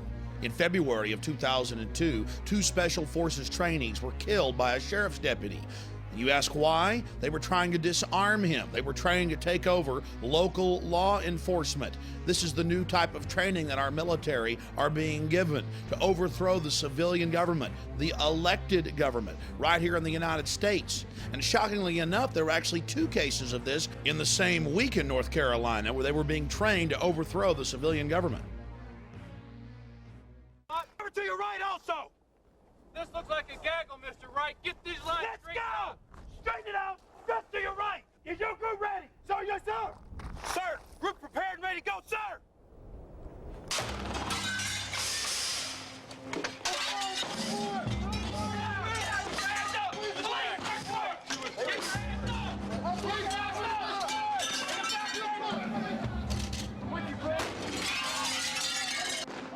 Every day in America, militarized SWAT teams kill innocent people, and they're rarely held accountable. More often, they kill their own officers, and still they're not held accountable. What's happening in America? How did they become so militarized? We interviewed a former Marine Corps officer who in 1989, while he was in the Marine Corps, was serving search warrants on American citizens' homes and businesses. Just start at the beginning for us. A little bit about your past, how you first got involved in the military, and some of the things you did, and then later in life, some of the questions that you started raising yourself after you've been a police officer. Okay. I started out, I joined the Marines, tested real high on the ASVAB, which is the Armed Forces Vocational Aptitude Battery. Did real well in that, and was a MP 5800 military police. From that, I was sent over to various duty stations. I still had an interest in civilian law enforcement, so I was able to take part in joint military police and civilian police exercises. We've seen the urban warfare training all across the country, the black helicopters, the special forces in cities, and it seems like it's been ratcheted up in the last 5 years from just basic training to actual live fire in city streets. What type of relationship did you have with law enforcement when you were in the Marine Corps? Very cohesive, a lot of interaction. 1988 and 1989, like I told prior, I helped assist in 3 search warrants. A lot of entry team operations, giving civilian law enforcement advice and critiquing how they're doing that, to raid such as crack houses or supposed terrorist organizations, as far as multiple entry points of a home, whether it be through the roof, the windows, and front door, or a combination of all at the same time. So you were actively, as a member of the United States Marine Corps active duty, out with civilian law enforcement serving search warrants to homes? That's correct. All right. There weren't missions, they were called exercises, but it was actual with real, what we call combatants, real live. It was the real deal, helping execute search warrants. Late 80s, I've actually been on point with an MP5, and I was not in a police uniform. I had a police flak vest on and a police jacket and black BDUs. And these were obviously drug dealers? One, maybe. What were the other raids concerning? Pawn shop owners. One was a pawn shop owner, and the other was for a joint working with ATF. As a member of the Marine Corps, David, you're telling us you raided a civilian business with the BATF going after guns? It was the business owner's home. Oh, the business owner's home. The homes were civilian homes, and some upper middle class to white collar homes. One was a warehouse facility. Later on in life, you got out of the Marine Corps, you got into law enforcement. Is that when you started asking questions, once you learned more about the civilian role? Towards my end in law enforcement, when I started getting discouraged with it, yes. That's when I started quitting. But when you're younger and you're trying to achieve, and you got all the fancy jewelry on and all the badge and the car with all the nice decals and lights, and you're disillusioned by a lot of different things once reality hits. And just the way law enforcement's changed a lot. It's changing a lot. How has it changed? How people perceive law enforcement is more of an occupying army than somebody that's there to be part of that community and help that community. Like I said before in the prior interview, that before people knew the law enforcement officer that patrolled their neighborhood or could go down to the city police department and ask for help, where now it's more of a you're making trouble for yourself by going to report a crime, or just the perception that people have of law enforcement. Now, don't get me wrong, there's some great cops out there, some of the best, and they're still there doing the job, and there's no one comes up there doing the job. But for the most part, it's treated like a occupying army. You're seeing a lot more of the training of putting distance between yourself and the people you're trying to protect. The new rules of engagement, an us against them mentality. Peace officers are defenders of the people. You bring them a hot cup of coffee, a slice of pie. They help you get the cat out of the tree. That was the old days, before they became the military and then merged with the military. That's before they started patrolling our streets and running our country. That's before the Second Amendment was under attack and, frankly, almost gone. That was before the government started shipping in the heroin and the cocaine to create the societal crises. That was before black helicopter raids in late 2001 on St. Louis. Don't believe us? Call somebody who lives in St. Louis. Of course, then there's the Department of the Army document they gave us back in '99 on the side of the highway at a military checkpoint, where they say, give us a call, local police departments. We'll serve search warrants on your citizens' homes. We'll shoot them. Our response area is in 77 counties. We're responsible for 77 counties here in Texas. Oh, really? So if a local PD needs support, they'll call us. You're saying there's some people here that we're not allowed to film. Right. There's some people here that we would ask that, well, hang on for a second. Why would you want that on camera? Well, because we want to expose the secret police. We want to expose how you're working with the military, how you're running checkpoints on I-35 in Central Texas. And it's going on in Iowa, it's going on in Tennessee, the gun confiscations, the SWAT team raids, the fake attacks like this one. On Saturday, May 12th, at approximately 8:50, an explosive device went off in the Bell County Annex in the 500 block of East 2nd Street in Belton. The Belton Police Department responded to that, as well as the Belton Fire Department and the Belton EMS. The Belton Police Department is currently investigating the cause of the explosion. The explosion took place on the east end of the building, causing several casualties and injuries. The police department has secured the scene and requested assistance from the Fort Hood Delta team in a psychological warfare program against the people of Central Texas. The whole attack was fake, but they told the public it was real. Again, all part of merging the military and the police. That's my truck right there. That's good. Get back over there, get clearance to go back through. Were you at this scene in Temple? No, Mike was. I was. Mike was? Yeah. So he put me on the internet? No, I didn't. Who put me on the internet? Well, we put it on. Do you have a problem with that? Yes, I do. Well, it's not me because I don't do anything. We put it on TV, and then yeah, it's been on TV. Okay, because there were pictures on the internet, and somebody put them on there without my permission. Well, you got to contact whoever did it. Okay. Yeah, but that's news. But you're public. You're public. Yeah, it's news gathering. Yeah, once you're in public. Once you're in public, I can turn the camera on right now and say, hey, I'm going to put you on TV. The scary part was, just for asking questions, the police and military were angry at us. We were bad. We weren't going along with creating hysteria. 20 EMS workers have been, or rather DPS workers have gone on ambulances to area hospitals. Some of them have been treated and released now. The rest are in stable condition. EMS tells us another 5 drove themselves to area hospitals, and then they checked out. About 161 people here on the scene. In 2000 alone in Austin, Texas, there were 8 separate fake bio attacks. They even had a fake nuclear spill and shut down I-35 and called out the National Guard. A couple weeks later, they quietly announced, oh, it was just a drill. But you should have seen the psychosomatic response of the people. Suddenly, hospitals will be jam-packed. The population was buying it. Stage management bid, it's absolutely fake! Stage management bid, it's absolutely fake! Stage management bid, it's absolutely fake! This is completely fake, ladies and gentlemen. It's absolutely fake, and you know it! This is a fake psychological warfare program against you! Psychological warfare!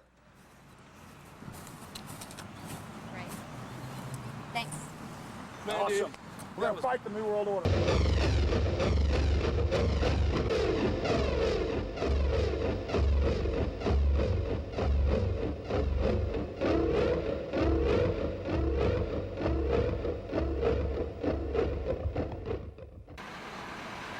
Hello, Waffen SS. Get it on. I got it. Get the searchlights. Bravo, my friend. Jawohl! We all thought this couldn't happen here. It was only Russia or Nazi Germany. But incrementally, they trained us to accept it. Now we have to learn to say no and get in their face. We have dignity. We're human beings. Government's taken over in a parasitic fashion. Did you ever think you'd see the government talking about torture and lauding the virtues of it? Well, now it's actually happening in hundreds of publications, and if you're not for torture, you're with Al-Qaeda. Why, even phony liberals like Alan Dershowitz have been publicly peddling it, telling us it's time for us to reassess our laws and accept torture. But for the terrorist, of course. But the evidence shows that we are now the terrorist. They talk about using cattle prods and rubber hoses on people. And who's going to do the torturing? FEMA, the Ministry of Love. And that's the Federal Emergency Management Administration. All those years we warned people about FEMA. You could read the federal documents, roundup plans, concentration camps. People laughed at us. Then came Seattle. They put 500 of the peaceful demonstrators in a FEMA camp, the Sand Point FEMA camp. We woke up one morning in Austin, Texas, and found a concentration camp in our own backyard. How did they fix it up? Travis County come out here and with some inmates, and they cleaned it all up, swept it, pulled weeds, and then they got inside and reinforced the doors and stuff with bars and stuff. Did you hear about the chains in the floor with the bolts? No, I sure haven't. They announced it on the news. They threw it in our face. The U.S. Army, FEMA out of an old 747 hangar, bolts and chains in the floor, troops marching around, armored vehicles, porta potties, stacks of cots. Long before the September 11th attack, they were going to take good care of us. But of course, after the attack, even the Washington Times reported George Bush enacted 500 dormant legal clauses, provisions allowing censorship and martial law, force roundups. Then they have the model state's health law, where they're allowed to put us in sports stadiums or aircraft hangars and, quote, shoot old women if ordered to do so. The Model State Emergency Health Powers Act. Most of the 50 states are now passing it as we make this film. And it is a Adolf Hitler wish list. They talk about how to deal with the millions of dead bodies, how they're going to round us up, how to herd us into compact cities, how to use slave labor at the different federal camps, and how they've already been doing it since 1989 at 12 different Army bases. They just got done classifying that, by the way. You can go to the Army's website and read about it. You see, a lot of things have been going on in the country you didn't hear about. They were busy building FEMA camps and getting you ready to go into them. Then they've got bills like H.R. 2977, where they talk about different mind control systems they have, different ultra-low frequency mind control devices that can make you become sick or even kill you or make you do what's required of you. 2977, an actual federal document, an actual federal bill admitting that they're spraying chemical and biological weapons on us through the use of something called chemical trails that they're adding to jet fuel, especially in military aircraft. And then if you go to law enforcement catalogs like Schomer Tech, the biggest law enforcement military catalog out there in the world, they have the sonic nausea system, the supersonic nausea system, where they brag that police have been using this for years to manipulate and stop political speeches. It can make a whole crowd get sick, and they can't even hear it. Then ABC News reported the Kokomo hum, an entire town of people becoming ill from the ultra-low frequency attack on a mass scale. Now let's see how they're indoctrinating our children, Soviet style. You can give information without having to give your name. You guys have all the information that I need. You guys can get paid for good tips, anywhere from up to $200. You'll sign this card, you'll get one of these membership cards.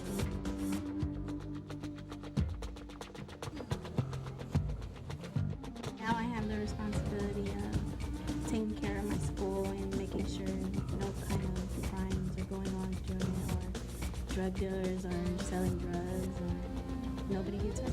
By giving them this program. You get millions of children into the police state system. You condition them to be members of the secret police. You destroy the very fabric of America, and you pay them $200 every time they turn someone in, including members of their family. It's incredibly painful to see how far America's slipped. They've got dozens of different names for these programs, but they're all the same. Wave, Save, Dare. It has nothing to do with drugs. Government ships the drugs in. That's public knowledge. It's about creating a whole generation of government snitches, of secret police, of East German Stasi. They give the children discount credit cards, toys, CD players. sometimes thousands of dollars, to turn their parents in for, quote, owning firearms. I've seen the handbooks when firearms aren't even illegal. On third row, stand up, face me, walk to the doors backwards real slow. More importantly, it's about training your children to be prisoners. They have ID cards to buy their lunches, thumb scan in many cases to get their lunches. We'll cover that later. Men in black uniform point MP5 submachine guns, many times loaded, at their heads and load themselves in a drill onto a bus. But I know what you're thinking. Hey, we all saw what happened at Columbine. We've got to protect our children. We've got to put fences up. We've got to turn them into a prison. We've got to have them searched without warrants. Ladies and gentlemen, it's now come out in court documents, and SWAT team members were caught on tape admitting that they actually shot the children at Columbine. It's been confirmed that at least 6 of the 13 were killed by the SWAT teams. Drop the weapon! Drop the gun, weapon! Sadistic predators across the nation get to enjoy abusing, traumatizing children as young as 6 years of age. Men in black uniforms yell and scream and cuss profanities at them that we've had to edit out here as they beg and cry and plead. They're then loaded on the buses and, yes, taken to a local jail. Drug around like filth, like garbage, like criminals. A whole generation learning how to be slaves, learning how to bow down and beg and put their hands behind their head when the ring race, the Dark Lords appear. 54 children died in the year 2000 in high school football accidents. 52 died in school shootings, and many of them died at the hands of SWAT teams. Take Fort Worth, Texas, where Cop of the Year in a SWAT team drill at a school was shot in the head by one of his comrades. Again, these people are shooting their own officers in the head. Again, don't forget in Fort Worth, they shot their own officer in the head at a school. Just a few weeks ago in Detroit, they shot a kid in the face in one of these so-called drills. Situated on over 16,000 acres of farmland, Heartland encompasses Heartland Community Church, a non-denominational organization founded on the model given in Scripture of a New Testament church. Heartland is home to one of the finest Christian academies in the country. Covering grades K through 12, Heartland Christian Academy provides top-quality instruction, facilitated by the latest in educational technology. The Heartland Recovery Centers serve both women and girls, and in separate facilities, men and boys. These centers Heartland Christian School has an incredible track record for reforming troubled youth. That's why Child Protective Services swooped in and kidnapped 165 of them without a warrant and never even charged anybody, and were later forced to release all the children. There's hours of horrible video as you see the children just filled with terror. You guys put me anything! You guys put me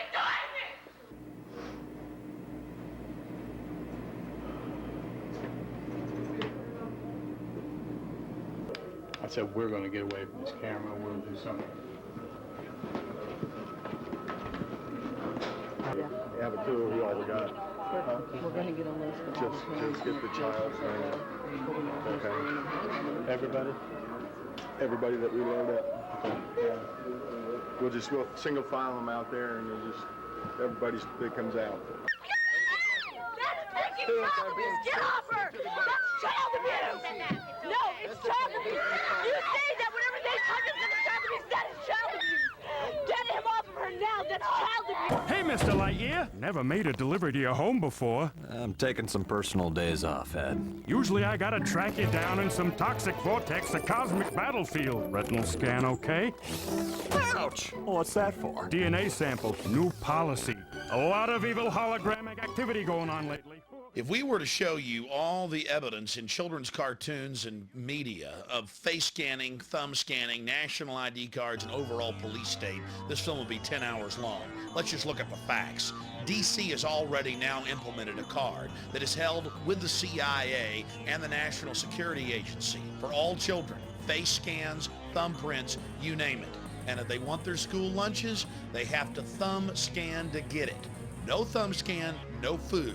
Training them for the cashless society and getting them into the database. Think about it. Thumb scanning in government schools to get food. But it's not just children that are being conditioned. Adults all across the land are thumb scanning to bank. not just bank, to get their lunch too at Kroger and H-E-B food stores from Texas to New York.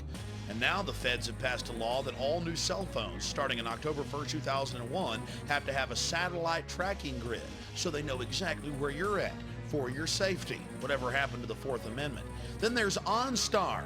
The federal government is in talks with the states to force everyone to have an OnStar type tracking system in their car for tracking as well as taxation purposes. Private companies are racing ahead to implement this Big Brother system. $450 fines from rental car companies for going 1 mile over the speed limit. And that's if you pass the thumb scan to get your rental car. We saw all this coming back in '97, and I got arrested protesting it. The media is talking about thumb scanning to travel. You're working with the foreign banks and the military-industrial complex. This is all their idea. Read the Military War College from 1968. They planned this. And just because you lay around doesn't mean it's not true. Look at all this. Alex Jones is now in an Austin jail, and he'll face a disorderly conduct charge, which mysteriously disappeared off the books. They didn't want to create a court case where I could challenge them for violating my God-given rights. Now here's Dan Rather talking about what they have planned for you and your family in the new police state America. Non-violent offenders who don't even have to be behind bars. They could be closely tracked by a global positioning satellite that can spot them down to a few feet. Electronic boundaries like those we impose on pets could be set up for these inmates, and surgically implanted electrodes could even shock them until they return to where they're supposed to be. One thing we could implant would be a subliminal implant. In other words, basically a message is being typed into the subconscious constantly. Do the right thing, do what's required of you, be a good citizen, don't disobey the law. Well, this slug would love to make you do what's required of you and cram you in a supermax prison. Our prison population's jumped to 6.5 million in the last 2 years. Now they're talking about robots controlling us and implanting the entire population with microchips, or you're for Al-Qaeda. Oh, we're crazy. We're making it up. They'd never peddle microchips, would they? Something has to change, though. They have to find a better way to identify the bad guys, or the rest of us are going to stay home and watch the world go by on televisions. But we need some system for permanently identifying safe people. Most of us are never going to blow anything up, and there's got to be something better than one of these photo IDs, a tattoo somewhere maybe. The Saudis used an American device to scan the eyes of travelers. I wouldn't mind having something planted permanently in my arm that would identify me. If we don't do something, people are going to stop flying. If they stop flying, and I don't go to the Giants games, it means the bastards have won. Yeah, we're not going to let you win, buddy. We saw what you just implied. We're with Al-Qaeda if we don't take the microchip. We have a Florida family who are really pioneers in a brave new world. They have volunteered to be the first ever to have microchip identification devices implanted into their body. After 9/11, I was really concerned with the security of my family. Top CFR Lieutenant Diane Sawyer for 8 minutes sat there in a sickening fashion with this poor, pathetic family as they discussed how they were all taking microchips because they believed in America and wanted to stop the terrorist. Ladies and gentlemen, this is something out of a science fiction horror movie. They're taking chips because they stand with the mother government. I'm living in Nazi Germany Twilight Zone. Now politicians are announcing that they want to get chipped. Strategic defense. Optical identification. Voice verification. Jason Taylor, defensive end, Miami Dolphins. Clearance granted. You're a star. You're a professional football player. You're getting scanned. It's not just children getting brainwashed on cartoons. It's everywhere. This is the prison grid, turning the whole world into a cashless control system. I have read the federal documents, the total plan to force us into these compact cities. You absolutely must resist the thumb scans, the face scans, the retina scans, cameras that can recognize you and scan your face against a billion faces in a single second. Everything, no food, no water, no houses, no jobs, no nothing without it. They're actually announcing it. They're going to put it in place, and you are the terrorist. You've already heard them say it. Gun owners, Christians, conservatives, libertarians, liberals, anybody that doesn't go along with global New World Order tyranny will be watched, will be controlled, will be tracked. The New World Order gang has a reason they want to control you, and they've bragged about it. Now the Bilderberg Group and Reuters, which they own, have gone public that they actually groom our presidents, our prime ministers, that yes, they really are international bankers. Yes, they are royal families. Yes, they do run the central banks, and that we are the property of a global superstate in Reuters. They're throwing it in your face, which is owned by a Bilderberg Group member, like Prince Philip. Prince Philip, in his own publication, If I Was an Animal, brags about how he would kill 80% of the population, how his great dream is to come back as a virus. Ladies and gentlemen, this is in your face. These psychos are creating a matrix-like control system and talking about killing you. From Ted Turner at the UN to Prince Philip, they're out of control and on a massive power trip. People like Ted Turner and Maurice Strong have actually been writing the textbooks for a massive environmental movement control system to steal all of the private property. Using the phony environmental movement, they're ramming through their agenda. Remember, the environmental movement has nothing to do with saving the environment and everything to do with stealing property and empowering world government. We've lost our way. The earth is a living organism. We got to praise our mother goddess. I produced a documentary film called America Destroyed by Design. We traveled 6,000 miles around America and witnessed the horror of the United Nations taking over our national parks and monuments. Now, under the Desertification Treaty, signed October 18th, 2000, 70% of the country is under United Nations jurisdiction. This is the map of what they plan to control in the next 2 years.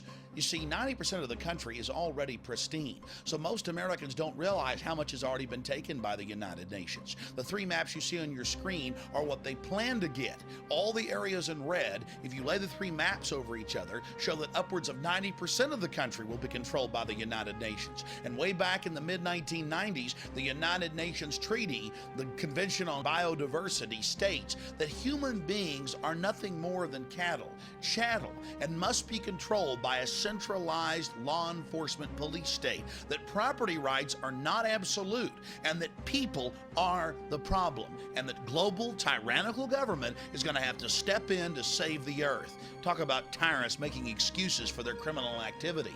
It then goes on to talk about chicken little debates about how there's going to be global warming and the sky is falling, and if they don't get rid of 80+% of us, we're talking about 5+ billion people, that the earth is going to die. Then the UN talks about how we must all be reduced to the level of peasants or there won't be enough resources to go around. Talk about a rationale for slavery. Then they brag about ancient societies using infanticide, human sacrifice, homicide, and feuding, and other horrible practices as a way to control population and how it's good. The Burmese army killed 2,000 people and drove 30,000 from their homes to make way for a United Nations environmental sanctuary. Then they discuss how they could murder half the world's population by restricting fertilizers. This was written by psychotic murderers. The documents already talked about human sacrifice. Then they get into how ancient societies used the environment and considered it to be holy, and how Christians cut down the sacred groves where they engage in their special rituals that help maintain and replenish nature. Then there are the mysterious Georgia Guidestones owned by Illuminati leaders that actually talks about reducing the world population by 80%.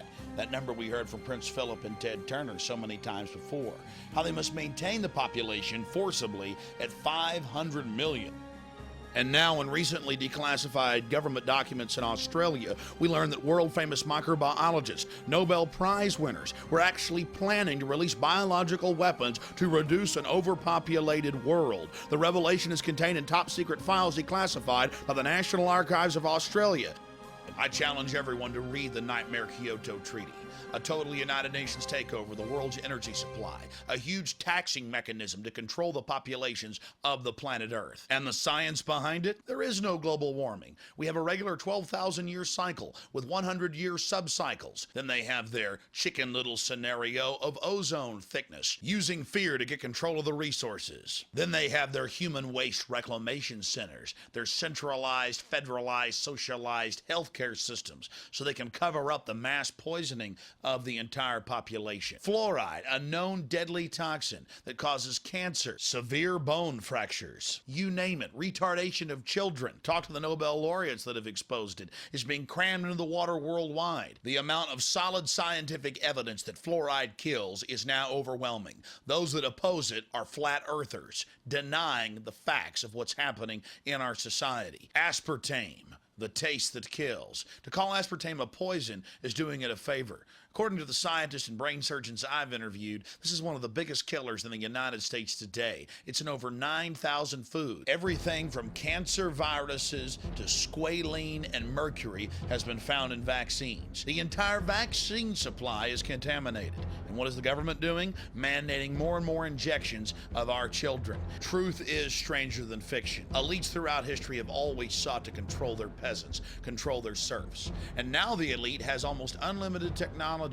They know that breakthroughs have already occurred that will allow them to have extended lives, perhaps eternal lives, with the help of the cybernetic interfaces. The globalists, and they talk about it in their own policy papers, are not about to allow you and your family to have access to this. They're going to herd you into the reservations. They're going to control you with the new advanced technologies that they're totally obsessed with. They're going to exterminate 80% of you, and then they are going to live like gods on a Mount Olympus. My friends, it's in the policy papers, it's in the documents, and in a film coming out at a later date, I will expand on what their final plans are. But it's actually on the record. Use your common sense and resist them. You've seen the historical record. You've seen the facts of government-sponsored and controlled terrorism in the final decades of the 20th century, going into the new millennium in 2001. This is a call to arms, a call to the information war, to wake up your friends, your family, people in your community, your churches, your universities, your schools, and to realize what we're facing. My friends, the evidence is absolutely overwhelming and cannot be denied. All you need to do is check out all the information we have presented here. Look at elites throughout history. Their pleasure, their enjoyment is feeding upon populations, controlling them. We're dealing with control freaks. You have to learn about human history. You have to look around you and study the systems of power that surround you and get outside the paradigm, outside the box, and educate yourself on these facts. Then you need to begin to educate others and to resist this system. And whatever you do, never turn in your firearms. We're trying to fix these problems peaceably, but we do have every right to defend ourselves and our families from this tyranny. Because you see, this is a warning to everyone. If we are unable to defeat this New World Order, the terror attacks are going to escalate. They're going to get worse until the United Nations program for an 80% world population reduction is actually realized. So you have to study this. You have to look at the facts. You have to get out the word. You have to make it the issue in your community if you're going to defeat this system. More terror attacks are coming, and it's up to you to get the word out of who's behind them. Because by doing that, we're able to shine the spotlight on these creatures and show how they're using it to get more power and control, and then they lose the power they have over us. No longer are they our loving saviors just taking our rights away for our best interest. They're the bloodthirsty, evil tyrants that they are in the minds of the men and women out there, and then their illusion is shattered. But if you don't shatter that illusion of control, it's over for America. It's over for the world. And it means absolute, total dehumanization. We need Paul Reveres all across this country, black, white, old, young, to fight for this republic and against these slave masters. God bless you all.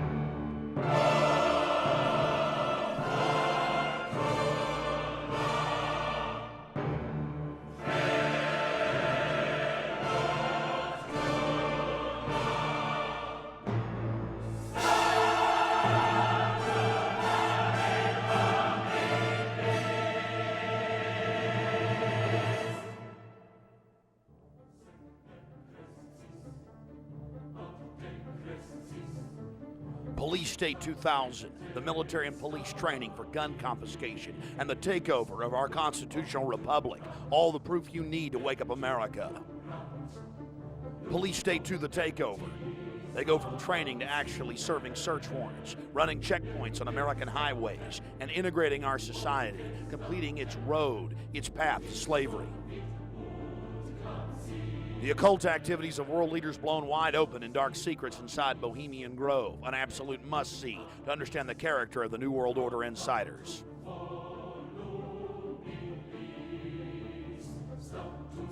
America destroyed by design, the UN takeover of our national parks, United Nations brainwashing our best and brightest school children, the national ID card, and much more exposed. The government's running a $61 trillion surplus and telling you that they're broke. They need more taxes. It's a complete fraud. Blow the lid wide open. America, wake up or waco. An A to Z expose of government corruption and how to take it back to the enemy, how to get in their face and stand up for your rights. To order these documentary films, just simply call toll-free 1-888-253-3139 or go to my website, Infowars.com. Get involved in the Info War today and save America. Resistance is not futile.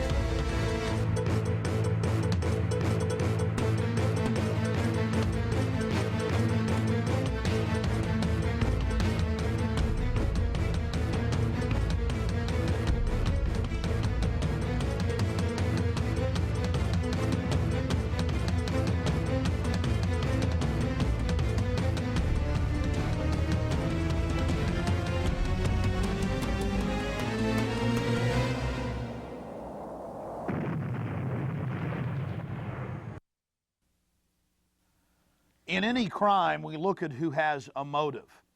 And clearly, the oligarchs that run the New World Order world government system have all the motives, everything to gain. They've used the attacks to create a firestorm, an hysterical fear throughout the Western world. In fact, all over the entire globe. And their answer is more and more police state in nations domestically. The excuse governments need to crack down on their populations and their freedoms. And we're going to look at some more of the evidence of that. It's voluminous, to say the least, but we're going to cover some of it. If we tried to cover it all, this film would be several hundred hours long, literally. We'll also look at some of the other motives they had. It's not just about a domestic crackdown. It's about being able to militarily attack any nation that doesn't go along with the globalists, as well as the oil supply, the Central Asian oil supply. Afghanistan was the only nation holding out to allow a pipeline to go through their nation and down to the Arabian Sea. You see, the second biggest oil reserves in the world are in Afghanistan. But not just oil and not just pipelines. Don't forget that over half of world poppy production, that is opium production, that is the derivative of heroin, or that you get heroin from, is produced in Afghanistan. So we have oil, we have poppies that produce heroin. It's also a key smuggling route, and it's a pretext, an excuse to invade any nation that gets in between the New World Order gang and their global government. But right now, let's just look at some more of the domestic reasons here in the United States that the New World Order gang would be behind this. Then we'll talk about some of the other smoking gun evidence and those that are going public, pointing the finger at the New World Order gang. Top CIA official warns next terror attack unavoidable, creating fear. And we see these stories every day. Deputy CIA Director James Pavitt told a packed house of academics at a conference in April that Americans have too many liberties and that they can't protect us because we have these liberties, and that we would just give up our liberties, they could then give us security. Again, if you give up liberty, you get tyranny, ladies and gentlemen. You never get security. But that doesn't stop the Deputy CIA Director, as well as every other federal law enforcement or security official out there, to tell us that we need to give up our liberty for security. And Governor Ridge, the head of the Office of Homeland Security, has told Congress and the American people that he won't testify because he's not under the Freedom of Information Act, that he has a completely separate and secret administration that's totally unaccountable to anyone but the president. Sounds like the SS of Nazi Germany. And he's telling us that he needs more authority if he's going to be able to protect us. Again, give me all your liberties, give me total power, or those bad terrorists are going to get you. Who's holding a gun to the American people's head? And then he tells us, hey, my power is going to be permanent. I need more power forever, because it's not a 10-year war or a 20-year war. It's a 100-year war. And now they're saying a war that will last indefinitely, maybe generation after generation after generation. Here it is out of the Washington Post. Ridge says terrorism is permanent, that it is a permanent atmosphere and that it's going to get worse. Oh yeah, if you get more power and control, we can certainly imagine it's going to get worse. But it's not just government officials in the Republican and Democratic Party. It's also people like Warren Buffett, the billionaire insurance tycoon. He's predicting a thermonuclear attack or attacks. In fact, he's saying it's virtually a certainty. And again, this is from the Associated Press, it's because we have too many liberties. We're just going to have more nuclear attacks and or further attacks, nuclear attacks. We're going to have nuclear attacks, and they're going to have to take all of our liberties away to keep us safe. But don't worry, there's a few precautions that we can carry out here. If we allow FEMA, which they're now doing through the Office of Homeland Security, to federalize Neighborhood Watch, everything's going to be all right. In fact, this AP article is out of New Jersey, and they've gotten a lesson in terror. And what did the feds teach them? Well, they told them on a recent evening, about 24 residents gathered on recliners to learn to watch women with baby strollers or kindly-looking priest. They might not be so maternal after all. They might not be so religious after all. Watch everyone. Trust no one but the men from the federal government wearing the black uniforms and ski masks. It literally says it, ladies and gentlemen, out of the Twilight Zone. And don't worry, the new Office of Homeland Security will provide us with military protection. New command will protect the United States. We already covered that earlier in the film. 350,000+ U.S. troops to patrol the United States. And it's not just U.S. troops that are going to be patrolling the U.S. No, Mexican defense minister to discuss possible joint North American military force. Now, they already had it set up and planned and were training Mexican, Canadian, and Czechoslovakian officers in '99 when we first learned of it. In fact, they mention it here in the article. The plan apparently is based on a U.S. Army War College report in '99 that suggested a North American peacekeeping force that would be headquartered in the United States but include command posts that would rotate between Mexico and Canada. And when you read that '99 Army War College report, they call for Mexican and Canadian troops to, quote, patrol America and deal with American terrorists and for peacekeeping. And the head of UN peacekeeping, General McKenzie, just days after September 11th, on Nightline called for United Nations troops to patrol the United States. And Donald Rumsfeld called for it in early April of 2002. He met with the Norwegian defense minister and happily announced, was also reported in the New York Daily News, his press conference, that they were going to put 56 Norwegian F-16 jet fighters in America's skies to, quote, shoot down American aircraft if they were hijacked. So, again, we're being conditioned. Foreign troops are going to protect us. Now you see why the globalists pulled off September 11th. Rumsfeld, Norwegian pilots needed to protect U.S. military run down by Clinton.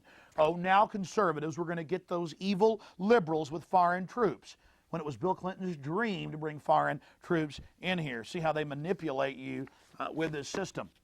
And also, starting on May 10th, 2002, they had a nonstop media blitz throughout the weekend, starting on Friday, with families, Alzheimer's patients, children, you name it, being implanted with implantable satellite tracking chips. And there are reasons: medical, anti-terrorism, that way we can be trusted people, prisoners. There's now contracts with the Bureau of Prisons out in California to implant parolees. Everybody needs a chip, so we'll all be safer. First humans have now received their microchips. Family gets computer chips implanted for medical information. And again, you read on, it's for anti-terror reasons. It's for everything you can imagine. And yes, emergency drill held at school. They're having thousands of these around the country. Men in black uniforms are in camouflage, dragging children out at gunpoint.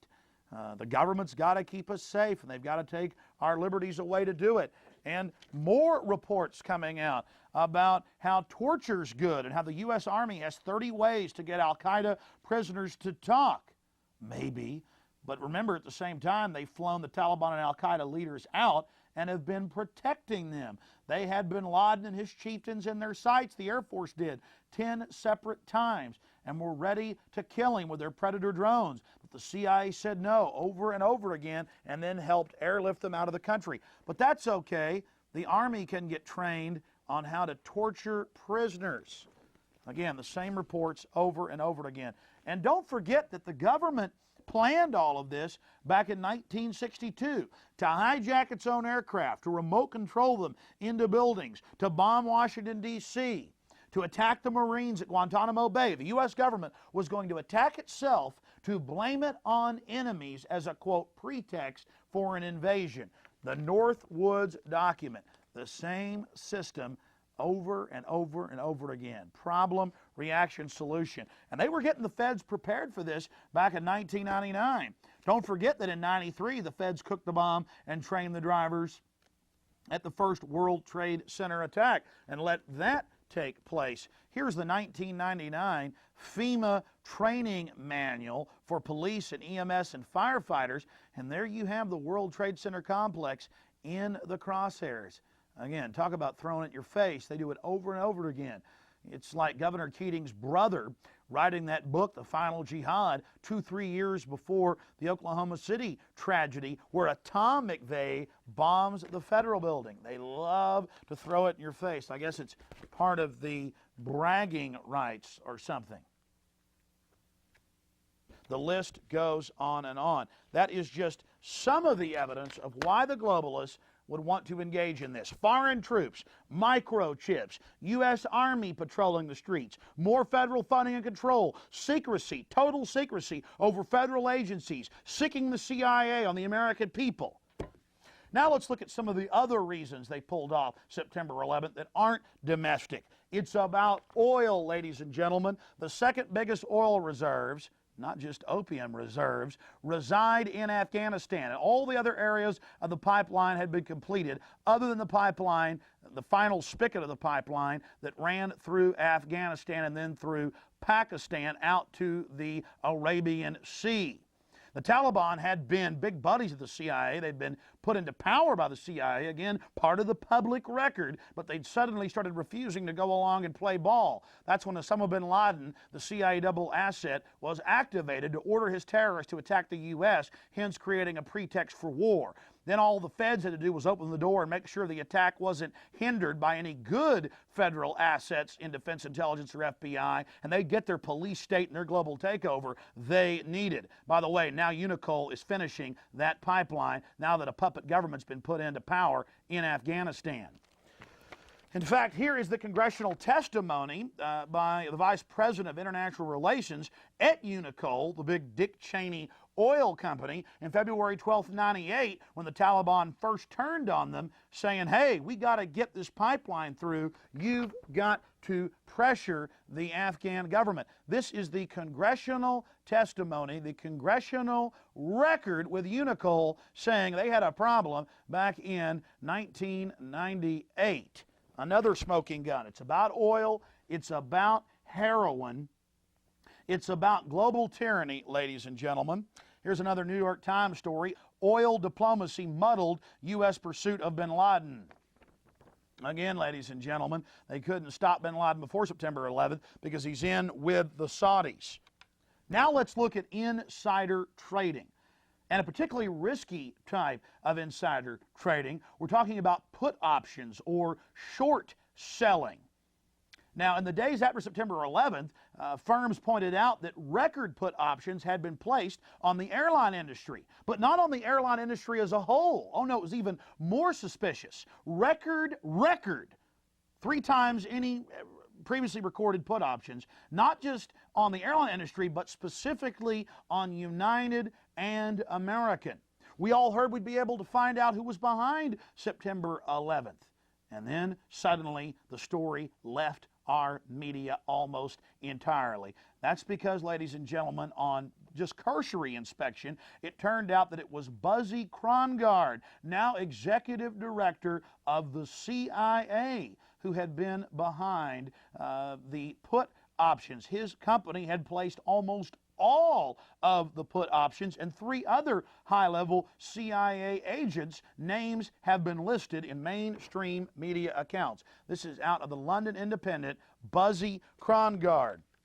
And then, of course, we haven't mentioned defense spending, record defense spending surrounding September 11th. And guess who owns the major firm making the profits off the defense spending? The principals in the Carlyle Group, getting 1/2 of defense spending budget through their brokerage house.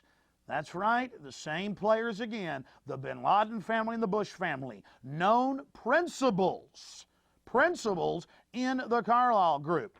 They're making money off oil, money off opium, money off the huge defense budget, and a pretext to invade any country that gets in their way, and a domestic crackdown here in the United States.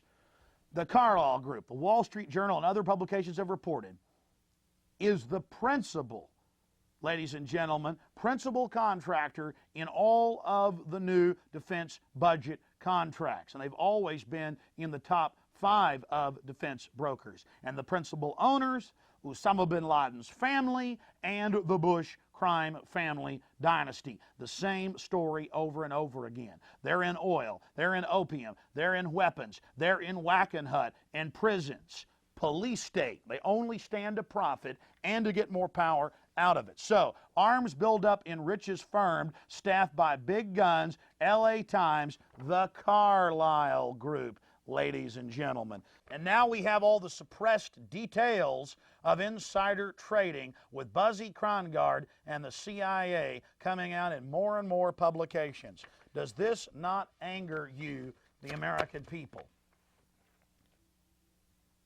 So let's go over it again. Oil, heroin, weapons sales, record defense budget, record federal budget, $2 trillion for 2003. So oil, heroin, weapons, a military excuse to invade any nation that gets in their way, and a domestic police state crackdown. The globalists profit from all of these industries which they own and control, whether it's prisons or pipelines, or heroin or police state. They stand to gain from all of it. Now let's look at some of the good news. More and more FBI agents have gone public, like Special FBI Agent Robert Wright out of Phoenix, Arizona. He was told by the Bush administration to keep his mouth shut and to not stop several of the hijackers that were trying to fly aircraft in the Phoenix area. Same story we got out of Illinois, same story out of Florida, same story out of Minnesota. But again, one more FBI agent that's gone public that he wasn't allowed to stop Al-Qaeda. We also have a problem. Now we're seeing how guilty the globalists are. Bush threatened the Congress not to have multiple investigations in 7 different committees, so they scaled it down to 1 committee. Well, now the committees hit a bunch of different obstacles. CIA agents that were testifying have been caught lying under oath. They failed polygraph tests. They're absconding. Governor Ridge, the new Gauleiter, Homeland Security Chief, is refusing to testify. Again, the list goes on and on. They are obstructing big time with their hands in the cookie jars. Now Senator Graham has had to go public. This is out of the St. Petersburg Times in Florida, saying they're covering up what really happened in September 11th. Another headline, 911 inquiry delayed as staff chief is ousted in CIA dispute. This is out of the big Seattle Daily newspaper. I mean, I've got hundreds of these articles, hundreds of eyewitnesses. I've interviewed many of them myself. It's just mind-blowing. The government did this, folks, and they're coming after your freedoms. Here's another one, FBI whistleblower on 911 cover-up. Another FBI agent going public. Judicial Watch was going to have a press conference, and I talked to them. They got threatened by the White House and canceled it. They were being threatened with national security violations as spies if they exposed government prior knowledge and involvement. Unbelievable. To their credit, Judicial Watch is now suing the federal government because of the Carlyle Group. The federal government, the Bushes, are refusing to release any documents concerning the Carlyle Group and the massive defense budget and oil spending programs that they're involved in that all profit from September 11th. So the heat is definitely on these shady characters. Here's another one from September 15th out of WorldNet Daily. U.S. sent Afghanistan $125 million. Other reports say $134 to $35 million. Washington is largest donor for 2nd straight year. So right before September 11th, they were sending record foreign aid for Afghanistan to the tune of $125+ million. And talk about prior knowledge, preparing the war. Another article, this out of the Times of India. This story came out June 26th, months before September 11th. India and anti-Taliban military plan. U.S. troops, special forces, confirmed to be massing in Tajikistan and Uzbekistan for an invasion of Afghanistan. Again, this is a story from June, and there's hundreds of these articles from all over the world that our troops were massing there. What did they know that the people in the towers and the Pentagon didn't know? Why didn't they get warned? Because the globalists stand to gain from all of this. Here's another mainstream French report. French news agency, most highly respected. Bin Laden treated for kidney disorder in Dubai. Hospital officials said on the record he was there with the CIA section chief in July planning the September 11th attacks. What more do you need, folks? Now, again, there are congressional investigations. A lot of people are starting to talk about this now, and that is the good news. So now you know, September 11th was about oil. It was about being able to attack any nation that got in the way of world government and the New World Order's aims. It was about controlling the opium supply. It was about record defense budgets, which the Carlyle Group, owned by the Bushes and the Bin Ladens, stood to gain from. It was about controlling the opium supply. It was about a domestic police state crackdown. Again, it was about world government and a massive movement towards tyranny. This was their pretext. But it's not just FBI agents and senators that are going public about the cover-up. One of the most vocal critics of this administration, this would-be dictatorship, is Congresswoman Cynthia McKinney. She simply called for an investigation and said, is the Bush administration profiting from September 11th, which they clearly are in dozens of different ways. For this, she was attacked viciously in the news. And all she requested was an investigation of government prior knowledge and involvement. We saw the headlines. Politician, Bush knew in advance of 9/11. The Washington Post, Democrat implies September 11th administration plot. After 4 or 5 days of nonstop demonization, top story in the news, her hometown paper, the Atlanta Journal-Constitution, ran a poll. And in the poll, 52%, and there were tens of thousands of respondents that took the poll, a whopping 52% believed that there should be an investigation of government prior knowledge and involvement. So the media pulled the poll, intensified their demonization campaign. 3 or 4 days later, they had another poll. When they pulled the poll that time, it hit 51.4% believe there should be an investigation of government prior knowledge and involvement. And if you go to the Congresswoman's website, it's pretty mild stuff. All she points out is the Carlyle Group connection, the oil pipeline, bin Laden, the CIA hospital, the American hospital in Dubai, months before September 11th with the CIA. Simple questions, though earth-shattering questions, that need to be answered by this administration. But the tea leaves, the writing is on the wall. The globalists know that more and more people are waking up to their control freak paradigm. And we're trying to save lives here. If we don't expose this illegitimate national security dictatorship for what they've done, they're going to pull off more and more attacks in the months and years to come. They've told us it's going to happen. Give up our liberty or the bad men are going to get us. They have a gun to our head, and there's nothing these control freaks won't do. They will lower themselves to any level if it gives them total power and control and access to the life extension technologies they've been suppressing. So again, it's up to you. Investigate it. Check it out for yourself, whether it's foreign troops or open borders or this illegitimate government funding terrorists or profiting in oil and drugs and war and the rest of it from this garbage. All of humanity is under attack by this tiny cabal that is the New World Order. God bless you all. I'm Alex Jones, signing off from 911, The Road to Tyranny.